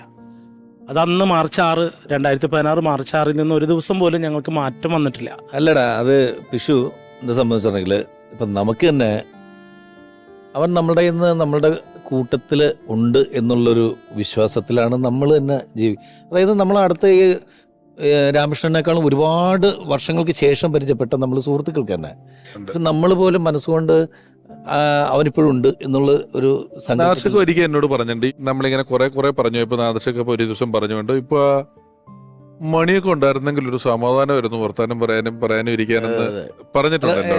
ഞങ്ങളുടെ ഒരു ധൈര്യമായിരുന്നു അവൻ. ശരിക്കും നമ്മൾ ഫ്രണ്ട്സിന് ഒരു ആത്മവിശ്വാസം, അതായത് അവനൊരു ധൈര്യം എന്ന് പറയുന്നത് ഇപ്പോൾ മണിയേക്കാൾ ഒരുപാട് സീനിയറാണ് അശോകൻ ചേട്ടൻ. സെലിം കുമാറിനാണെങ്കിലും എനിക്കാണെങ്കിലും അശോകൻ ചേട്ടനാണെങ്കിലും ദിലീപിനാണെങ്കിലും ഞങ്ങളൊക്കെ കൂടി ഒരുമിച്ചാണല്ലോ ഒരുപാട് ഷോസ് പോയിട്ടുണ്ടല്ലോ. ആ ഒരു ചങ്കുറ്റ, അതായത് ചാലക്കുടിയിൽ ഞങ്ങളുടെ ഒരാളുണ്ട്, എന്തിനും ഞങ്ങൾക്ക് ബലത്തിനൊരാളുണ്ട് എന്നുള്ളൊരു തോന്നലുണ്ടായിരുന്നു. അത്ര അഭിനയത്തിനുള്ള പ്രത്യേക പരാമർശം, നാഷണൽ അവാർഡ്, ജൂറി പുരസ്കാരം, സംസ്ഥാന അവാർഡ് ഒക്കെ കിട്ടുന്ന ആ ലെവലിലുള്ള പ്രകടനങ്ങളിലേക്ക് പിന്നീട് അദ്ദേഹം എത്തി. 4-5 സംസ്ഥാനങ്ങളിൽ 4-5 ഭാഷകളിൽ ഒക്കെ ഉള്ള വലിയ വലിയ പ്രകടനങ്ങളിലേക്ക് പോയി. രാമകൃഷ്ണനെ സംബന്ധിച്ചിടത്തോളം രാമകൃഷ്ണൻ ഇപ്പോൾ ആദ്യം പറഞ്ഞു മണിച്ചേട്ടൻ്റെ അനിയൻ എന്ന് പറയുന്നത് കുറേ നാള് വലിയ പ്രിവിലേജുമാണ്, കുറേ നാള് രാമകൃഷ്ണന് വലിയ ബാധ്യതയുമാണ്. രാമകൃഷ്ണൻ ഇപ്പൊ പാടുന്നില്ല എന്ന് പറയുമ്പോഴാണ് ഞാൻ പറഞ്ഞത്, മണിച്ചേട്ടൻ പോകുന്ന വഴികളിലല്ല രാമകൃഷ്ണൻ പിന്നീട് പോയത്. അഭിനയിക്കാൻ വിളിച്ചപ്പോൾ അവിടെ പോയില്ല, പാട്ട് പാടുന്നില്ലെന്ന് പറഞ്ഞു. പാട്ട് വിനയൻ സാറ് പറഞ്ഞിട്ട് ആ പടത്തിൽ ഇപ്പൊ പാടിയിരിക്കുന്നത് ഞാനാണ്. ചാലക്കുടി ചന്തയ്ക്ക് പോയപ്പോൾ പടത്തിന് വേണ്ടി പാടിയത് ഞാനായിരുന്നു. ആ പാട്ട് പാടിയിട്ടുണ്ട്. നടനും അത്യാവശ്യം നന്നായിട്ട് പാടുകയും ചെയ്യുന്ന ഒരാൾ അദ്ദേഹം. ഇപ്പം രാമകൃഷ്ണൻ പറഞ്ഞ പോലെ തന്നെ, രാമകൃഷ്ണനെ പോലെ തന്നെ ഒരാൾ. അദ്ദേഹം നല്ല നടനാണ്, നായക നടനാണ്. അത്യാവശ്യം നിർബന്ധിച്ചാൽ ഒരു പാട്ട് പാടാൻ പറഞ്ഞാൽ പാടുന്ന ഒരാളാണ്. വലിയൊരു സിനിമ പാരമ്പര്യത്തിൽ നിന്ന് വന്ന ആളാണ്. നായകൻ, അഭിനേതാവ്, പ്രിയപ്പെട്ട ഇന്ദ്രജിത്ത് മണിച്ചേട്ടനെ ഓർക്കുന്നു. ശരിക്കും ഭയങ്കര ഒരു പാഷനറ്റ് ആർട്ടിസ്റ്റ് ആയിരുന്നു മണിച്ചേട്ടൻ എന്ന് പറയുന്നത്. ഞാൻ കുറേ പടങ്ങൾ മണിച്ചേട്ടനോടൊപ്പം ചെയ്തിട്ടുണ്ട്. ഓരോ കഥാപാത്രങ്ങളെയും അത്ര സീരിയസ് ആയിട്ട് കണ്ട് ഫോളോ ചെയ്തിരുന്ന ഒരു വ്യക്തിയാണ്. നമുക്കറിയാം മണിച്ചേട്ടൻ്റെ ഏറ്റവും ഗോൾഡൻ ടൈം എന്ന് പറയുന്നത് എനിക്ക് തോന്നുന്നു കരുമാടിക്കുട്ടൻ, വാസന്തിയും ലക്ഷ്മി പിന്നെ ഞാനും. ആ ഒരു സമയത്തൊക്കെ പുള്ളിക്കാരൻ്റെ പെർഫോമൻസസ് കണ്ട് അഭിനയത്തോട് എന്തെങ്കിലും താല്പര്യമുള്ളവർ ആര് കണ്ടിട്ടുണ്ടെങ്കിലും ഞെട്ടിപ്പോയിട്ടുള്ള ഒരു കാലഘട്ടമാണത്. കാരണം അത്രത്തോളം ഒരു കഥാപാത്രത്തിലേക്ക് ഇഴുകിച്ചേർന്ന് അതിനുവേണ്ടി കഷ്ടപ്പെട്ട് ഒരാൾക്ക് ചെയ്യാൻ സാധിക്കും എന്ന് കാണിച്ചു തന്നൊരു നടനായിരുന്നു മണിച്ചേട്ടൻ. പിന്നെ മണിച്ചേട്ടനോട് വർക്ക് ചെയ്തൊരു എക്സ്പീരിയൻസിനെ കുറിച്ച് പറയുകയാണെങ്കിൽ ശരിക്കും മണിച്ചേട്ടൻ ഉണ്ടെങ്കിൽ പിന്നെ സമയം പോകുന്ന അറിയത്തില്ല. മൊത്തത്തിൽ ഒരു ഒരു എന്റർടൈനർ ആയിരുന്നു. അത് ലൊക്കേഷനിലാണെങ്കിലും ഷൂട്ടിംഗ് സമയത്താണെങ്കിലും അല്ലെങ്കിലും ഇപ്പൊ ഷോസ് ഒക്കെ പല ഷോസിലും ഞങ്ങൾ ഒരുമിച്ച് പങ്കെടുത്തിട്ടുണ്ട്. അതിനൊക്കെ മണിച്ചേട്ടനോടൊപ്പം കുറച്ചിരുന്ന് സംസാരിച്ചു കഴിഞ്ഞ് കഴിഞ്ഞാൽ സമയം പോകുന്ന അറിയില്ല. കാരണം ഷൂട്ടിംഗ് ഒരു സൈഡിൽ നടക്കും, അതിനോടൊപ്പം തന്നെ ഒരു കംപ്ലീറ്റ് ഒരു എന്റർടൈൻമെന്റ് പാക്കേജും കൂടിയായിരുന്നു മണിച്ചേട്ടൻ എന്ന വ്യക്തി. മണിച്ചേട്ടനോടൊപ്പം ചെലവഴിച്ച ഓരോ നിമിഷങ്ങളും ഞാൻ ഓർക്കുന്നു. ഒരുപാട് കുറച്ച് സിനിമകൾ ഞാൻ ചെയ്തിട്ടുണ്ട്, ബാച്ചിലർ പാർട്ടി, അതുപോലെ ചേകവർ, ചോട്ടാ മുംബൈയുടെ ക്ലൈമാക്സ് ഫൈറ്റ് ഒക്കെ ഞാൻ ഇപ്പോഴും ഓർക്കുന്നു. വളരെ രസകരമായിട്ടുള്ള ഒരുപാട് നല്ല മുഹൂർത്തങ്ങൾ ആ ഒരു മഹാനടനോടൊപ്പം ചെലവഴിക്കാൻ എനിക്ക് സാധിച്ചിട്ടുണ്ട്. ഈ ചോട്ടാ മുംബൈയിലെ വില്ലൻ അല്ലെങ്കിൽ നടേശൻ എന്ന് പറയുന്ന വില്ലൻ അതൊരു ഗംഭീര കഥാപാത്രമാണ്. ഇനി അവിടെ നിന്ന് എടുത്ത് ബാച്ചിലർ പാർട്ടിയിലേക്ക് വന്നാൽ ബാച്ചിലർ പാർട്ടിയിൽ ഒരു ഒരു ഒരു ഒരു സ്റ്റൈലുണ്ടല്ലോ. നമ്മൾ മണിച്ചേട്ടൻ എന്ന് പറഞ്ഞാൽ നമുക്ക് പെട്ടെന്ന് ഏതോ ഒരു ഗ്രാമവും ഗ്രാമപ്രദേശവും കൃഷിയും എന്നൊക്കെ പറയുന്ന ആ പ്രദേശം അദ്ദേഹത്തിന് ഏറ്റവും കംഫർട്ട് ആയിട്ടുള്ളൊരു പ്രദേശം. അവിടെ ഒക്കെ ആണെങ്കിലും ബാച്ചിലർ പാർട്ടിയിലോട്ടൊക്കെ എത്തുമ്പം അദ്ദേഹത്തിന്റെ ഒരു ഒരു സ്റ്റൈൽ സെൻസ് എന്ന് പറയുന്നത്, സ്റ്റൈലായിട്ട് ചില കഥാപാത്രങ്ങളെ അവതരിപ്പിക്കുന്നതിലെല്ലാം അതിഗംഭീരമായിട്ടുള്ള പ്രകടനങ്ങളാണ് മണിച്ചേട്ടൻ കാഴ്ചവെച്ചിട്ടുള്ളത്. തിരിച്ച് രാമകൃഷ്ണൻ അടുത്തേക്ക് വന്ന രാമകൃഷ്ണൻ മണിച്ചേട്ടനുമായിട്ട് ഒന്നിച്ച് അദ്ദേഹം ഒന്നിച്ച് സിനിമ കാണാൻ പോയിട്ടുണ്ടോ? ഫസ്റ്റ് ആദ്യത്തെ സിനിമ തന്നെ സല്ലാപം. അത് ഞങ്ങളുടെ അച്ഛനൊന്നും തിയേറ്ററിൽ പോയി സിനിമ കണ്ടിട്ടുള്ള ശീലം തന്നെ ഇല്ല. അച്ഛൻ ഷർട്ട് ഇടൂല. അത് കഴിഞ്ഞാൽ ചാലക്കുടി കണിച്ചായ്സിൽ ആദ്യമായിട്ട് സല്ലാപം വന്ന സമയത്ത് അച്ഛനെയും അമ്മേനെയും കൊണ്ടുപോകേണ്ട ചുമതല എനിക്കായിരുന്നു. അപ്പോൾ ചേട്ടൻ അവിടെ വരും. അപ്പോൾ അച്ഛനെയും ഈ ഒരു ചെറിയൊരു ഷർട്ടൊക്കെ വാങ്ങിച്ച് നിർബന്ധിച്ച് ഷർട്ടൊക്കെ ഇടിച്ച് തിയേറ്ററിൽ കൊണ്ടുപോയി ഇരുത്തി. കുറേ കഴിഞ്ഞപ്പം ചേട്ടൻ്റെ സീനൊക്കെ വന്നപ്പോഴേക്കും നമ്മൾ സിനിമയിലേക്ക് ഇൻവോൾവ്മെൻ്റ് ആയിട്ടിരിക്കും. അച്ഛൻ അറിയാണ്ട് ഷർട്ടൊക്കെ ഒരു തോളിലിട്ടു. അത് കഴിഞ്ഞ് മനോജ്ക്ക് ചെയ്യാൻ ചേട്ടനെ തലണ സീൻ വന്നപ്പോഴത്തേക്കും എഴുന്നേറ്റ് ഇങ്ങനെ സ്റ്റെപ്പ് ആണല്ലോ. അപ്പോൾ ഈ സ്റ്റെപ്പുള്ള കാര്യമൊന്നും ആൾക്കറിയില്ല. ആളിപ്പോൾ ഇറങ്ങി അങ്ങനെ തന്നെ തലയും കുത്തി വീണു. അവിടെ നിന്ന് ആ ഫസ്റ്റ് ഷോ തന്നെ കാണാൻ പറ്റാണ്ട് ചേട്ടനും ഞാനും അച്ഛനെ പിന്നെ തിയേറ്ററിൽ നിന്ന് ഇറക്കി വിട്ടു. ചേട്ടന് ഫസ്റ്റ് ഷോ എനിക്ക് തോന്നുന്നത് കാണാൻ പറ്റിയില്ല എന്ന് പറഞ്ഞു. ഞാൻ അച്ഛനെയും കൊണ്ട് പിന്നെ വീട്ടിലേക്ക് പോന്നു. ആൾക്കിതൊന്നും മക്കളെ ഒരാൾ ചീത്ത പറയുന്നതോ തല്ലുന്നതോ ഒന്നും ആൾക്ക് ഇഷ്ടമല്ല. അങ്ങനെയാണ് അതിനുശേഷം പറഞ്ഞിട്ടുണ്ട്, എൻ്റെ അടുത്ത് പറഞ്ഞിട്ടുണ്ട്, എടാ ഞാൻ അച്ഛനെ കൊണ്ട് ആ പടം കാണാൻ പറ്റില്ലേ സല്ലാപം. അച്ഛൻ പറഞ്ഞ എൻ്റെ അടുത്ത് പറഞ്ഞു നാളെ തന്നെ അവനെ വീട്ടിൽ പോയി തല്ലി. മനോജ് ജയൻ ആളെ കിട്ടിയ അപ്പ അടിക്കും. അത്രയ്ക്ക് ദേഷ്യമായിരുന്നു. വീട്ടിൽ വന്നിട്ട് വരെ ആ ദേഷ്യം മാറിയിട്ടുണ്ടായിരുന്നില്ല. അതിൽ മണിച്ചേട്ടന് ആദ്യം ഞാൻ മനോജ് കെ ജയൻ ചേട്ടൻ എന്നോട് പറഞ്ഞിട്ടുണ്ട്. കാരണം അതിൽ മനോജ് കെ ചേട്ടൻ ഒരു റെയിൽവേ പാളത്തിന്റെ അവിടെ നിന്ന് ഒരു തള്ളുമ്പോൾ മണിച്ചേട്ടൻ പുറകിലോട്ട് വീഴുന്ന ഒരു സീനുണ്ട്. ഇപ്പോഴും ആ സിനിമ കണ്ടവർ യൂട്യൂബ് എടുത്ത് നോക്കിക്കോളൂ. അതായത് ആ വീഴ്ച പുള്ളി ഒരു വീടല് വീണേക്കുന്ന പടക്കോന്നും പറഞ്ഞ് മെറ്റല് ഇട്ടൊരു പറമ്പിലോട്ട് പുറന്തല്ലി വീഴുക എന്ന് പറഞ്ഞ ഒരു ഒറ്റ വീഴ്ചയാണ് മണിച്ചേട്ടൻ വീണേക്കുന്നത്. ആ സമയത്തൊരു ഈ രക്ഷപ്പെടണം എങ്ങനെയെങ്കിലും എന്നുള്ളൊരു മനുഷ്യന്റെ കൊതി കൊണ്ടുള്ളൊരു ഒറിജിനാലിറ്റി ശേഷമാണ് അവൻ മറുമലർച്ചി എന്ന് പറഞ്ഞ സിനിമയിൽ പോയിട്ട് തെങ്ങിന്റെ മുകളിൽ നിന്ന് ഊർന്ന് വീണു. സ്ത്രീവേഷം കെട്ടിയിട്ടായിരുന്നു കയറിയത്. അപ്പൊ ഈ അടിയിലിട്ടിരിക്കുന്ന അടിപ്പാവാട ഊരി പോന്നു. അപ്പൊ കയറാൻ പറ്റാത്ത ഒരു പ്രശ്നമായി. നേരെ ഈ ഇതിന്റെ പനയുടെയും മുള്ളുകളൊക്കെ ഇങ്ങനെ ഉണ്ടായിരുന്നു. നിറയെ ഇങ്ങനെ എന്താ പറയാ വീട്ടിലേക്ക് ഇങ്ങനെ പൊതിഞ്ഞു കെട്ടി പോലെ അവസ്ഥയിലാണ്. മറുമലർച്ചി എന്നോട് മമ്മൂക്ക പറഞ്ഞിട്ടുണ്ട്, അദ്ദേഹമാണ് അവിടെ കൊണ്ട് ഇന്ന പോലെ ഒരാളുണ്ട് അയാളൊരു വേഷം ചെയ്യാന്ന് പറഞ്ഞ് അവിടെ റെക്കമെൻഡ് ചെയ്യുന്നതും കൊണ്ടുപോയി ആക്കുന്നതും. അത് മുഴുവനും ചേട്ടനെ ഡ്രസ്സ് ചെയ്ത് ഉണക്കി എല്ലാ ദിവസത്തെ പരിപാടികളും നമുക്കായിരുന്നു. നമ്മളാണ് അതൊക്കെ ചെയ്തുകൊണ്ടിരുന്നത്. അത്രയ്ക്കും ഒരു എന്താ പറയാ, നമുക്ക് നമ്മുടെ ജീവിതത്തിലെ ഓരോ നിമിഷങ്ങളും നമുക്ക് ചേട്ടനില്ലാണ്ട് പറ്റില്ല. ഒരു ഓണം, ഒരു വിഷു, അല്ലെങ്കിൽ ഒരു രാത്രി ചേട്ടൻ വന്ന് കണ്ണാന്ന് വിളിക്കുന്നതോ ചേച്ചിന്ന് വിളിച്ച് കയറി വരുന്നോ ആ ഒരു ശബ്ദമാണ് നമ്മുടെ മനസ്സിൽ ഇപ്പോഴും. ഇന്നും ചേട്ടൻ വരും എന്നുള്ള പ്രതീക്ഷയിൽ തന്നെയാണ് നമ്മൾ ഇരിക്കുന്നത്. കാരണം ഞങ്ങൾക്കൊന്നും പറ്റില്ല ചേട്ടനില്ലാണ്ട്.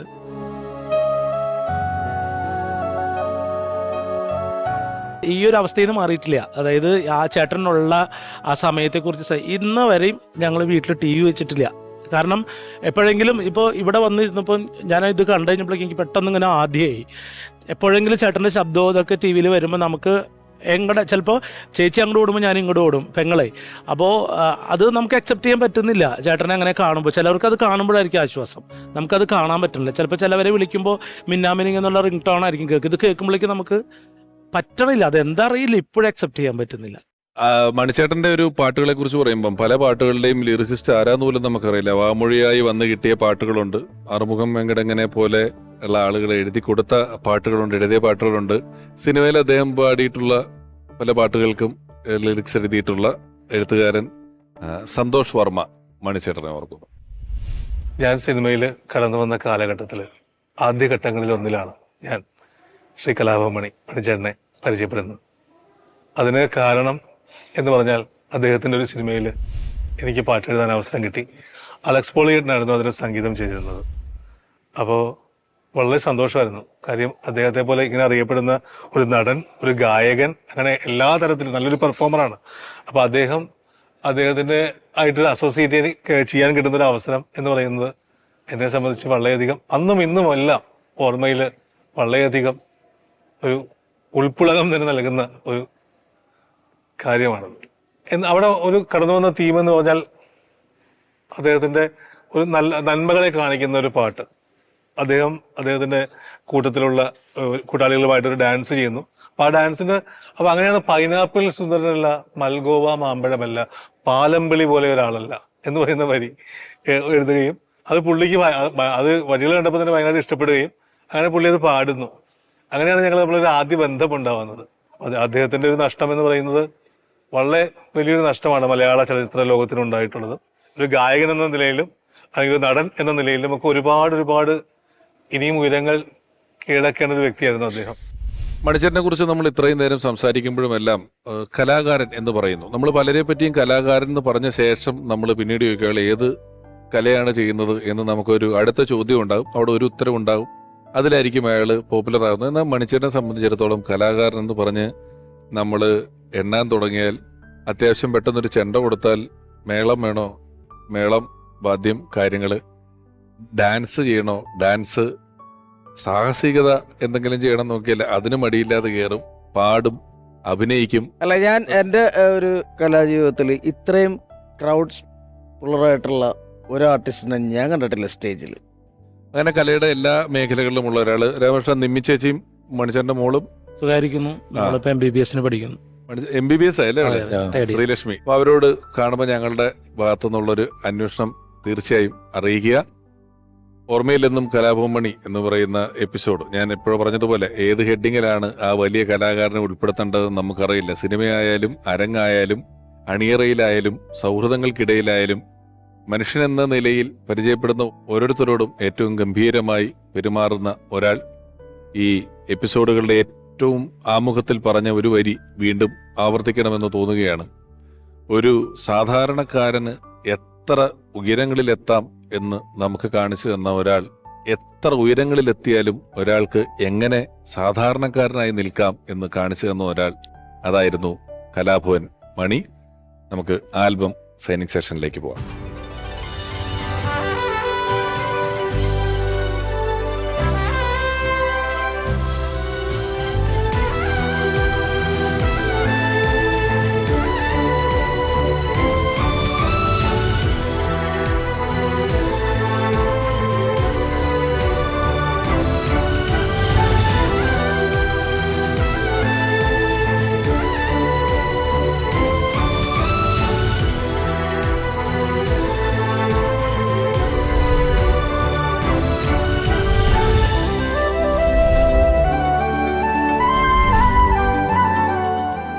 RLV രാമകൃഷ്ണന് അമൃത TVയുടെ വക ഒരു സ്നേഹോപകാരം നൽകാം.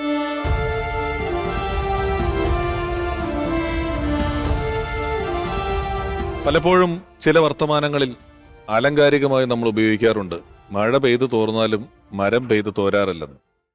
നമ്മുടെ ഇടയിൽ നിന്നും പൊടുന്നനെ ഒരു ദിവസം മാഞ്ഞു പോയിട്ടും ഇന്നും അവരുടെ ഓർമ്മകൾ നമ്മളിൽ ജീവസുറ്റതായി നിൽക്കുന്നു. എന്നും നമ്മൾ അവരെ ഓർക്കുന്നു. മണിച്ചേട്ടനെ കുറിച്ചുള്ള ഓർമ്മകൾ പറഞ്ഞാലും തീരാത്തതാണ്. ഓർമ്മയിൽ നിന്നും കലാഭവൻ മണി. അദ്ദേഹം ഇവിടെ അവസാനിക്കുന്നു.